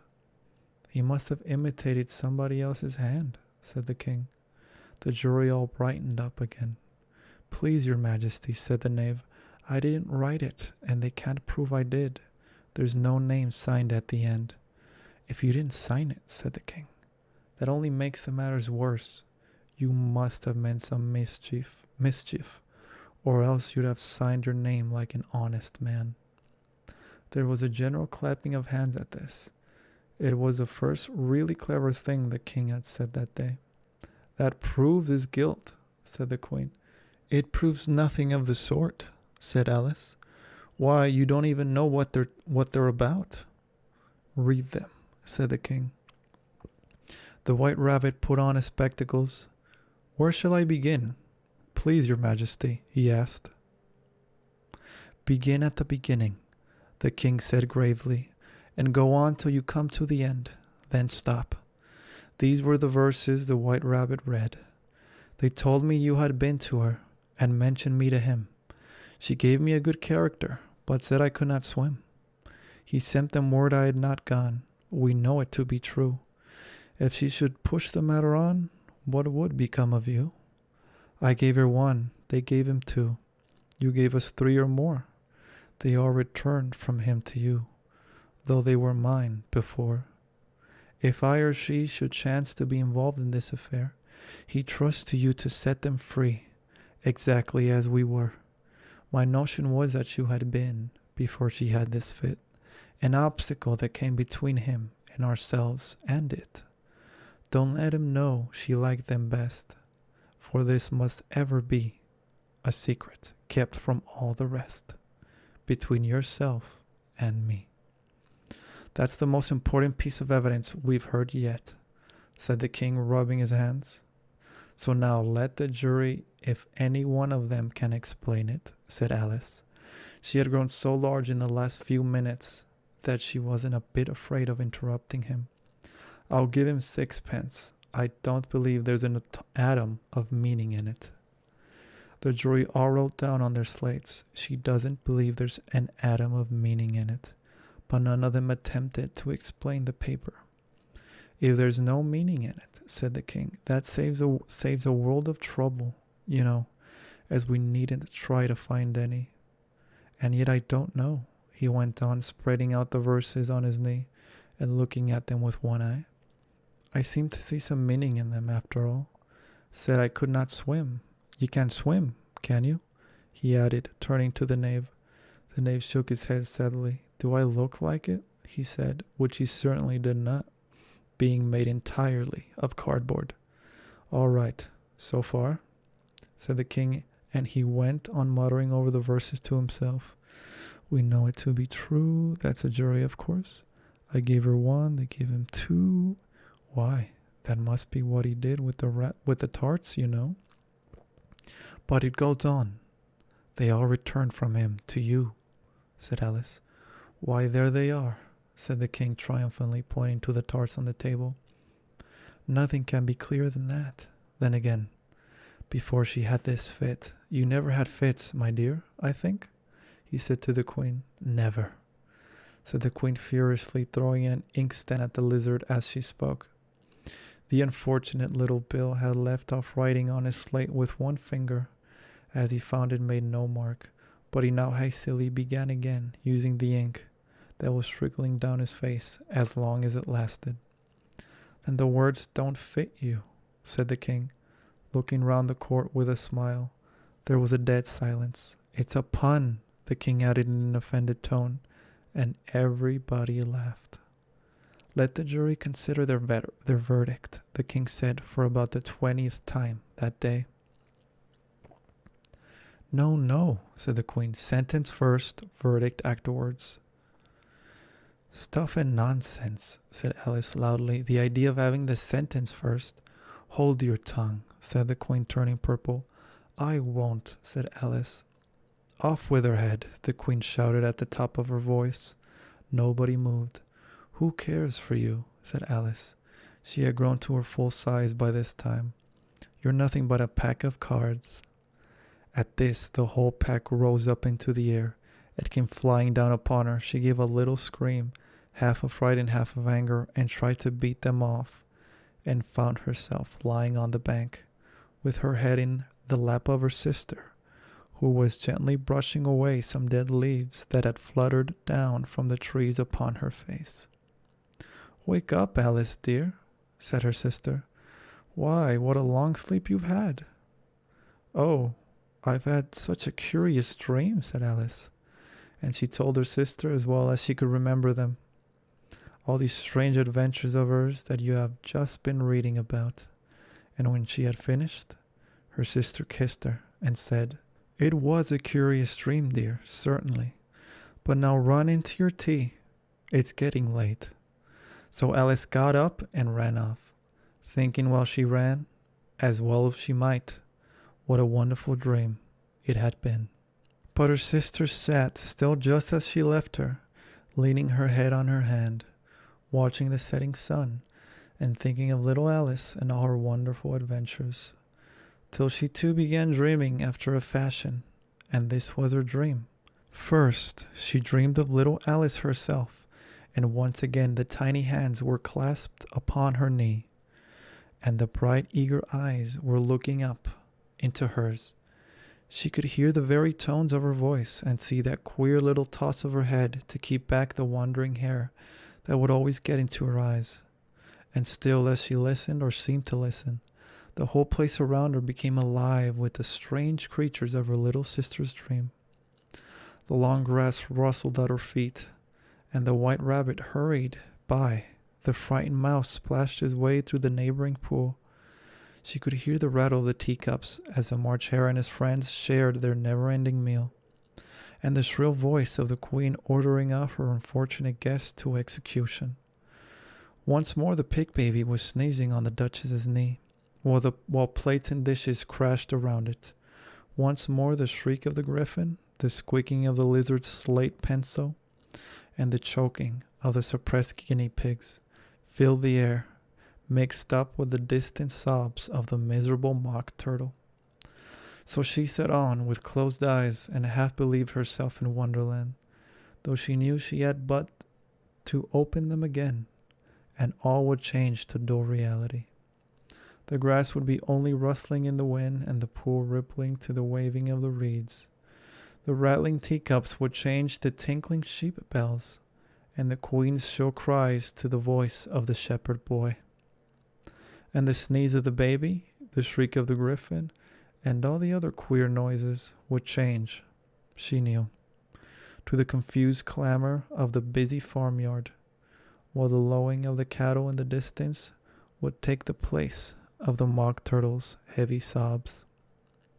Lastly, she pictured to herself how this same little sister of hers would, in the aftertime, be herself a grown woman, and how she would keep, through all her riper years, the simple and loving heart of her childhood, and how she would gather about her other little children and make their eyes bright and eager with many a strange tale, perhaps even with the dream of Wonderland of long ago, and how she would feel with all their simple sorrows and find a pleasure in all their simple joys, remembering her own child life and the happy summer days. The end. That was Alice in Wonderland by Lewis Carroll. I want to thank you for joining me, and I wish you a pleasant morning, afternoon, evening, or night. Farewell.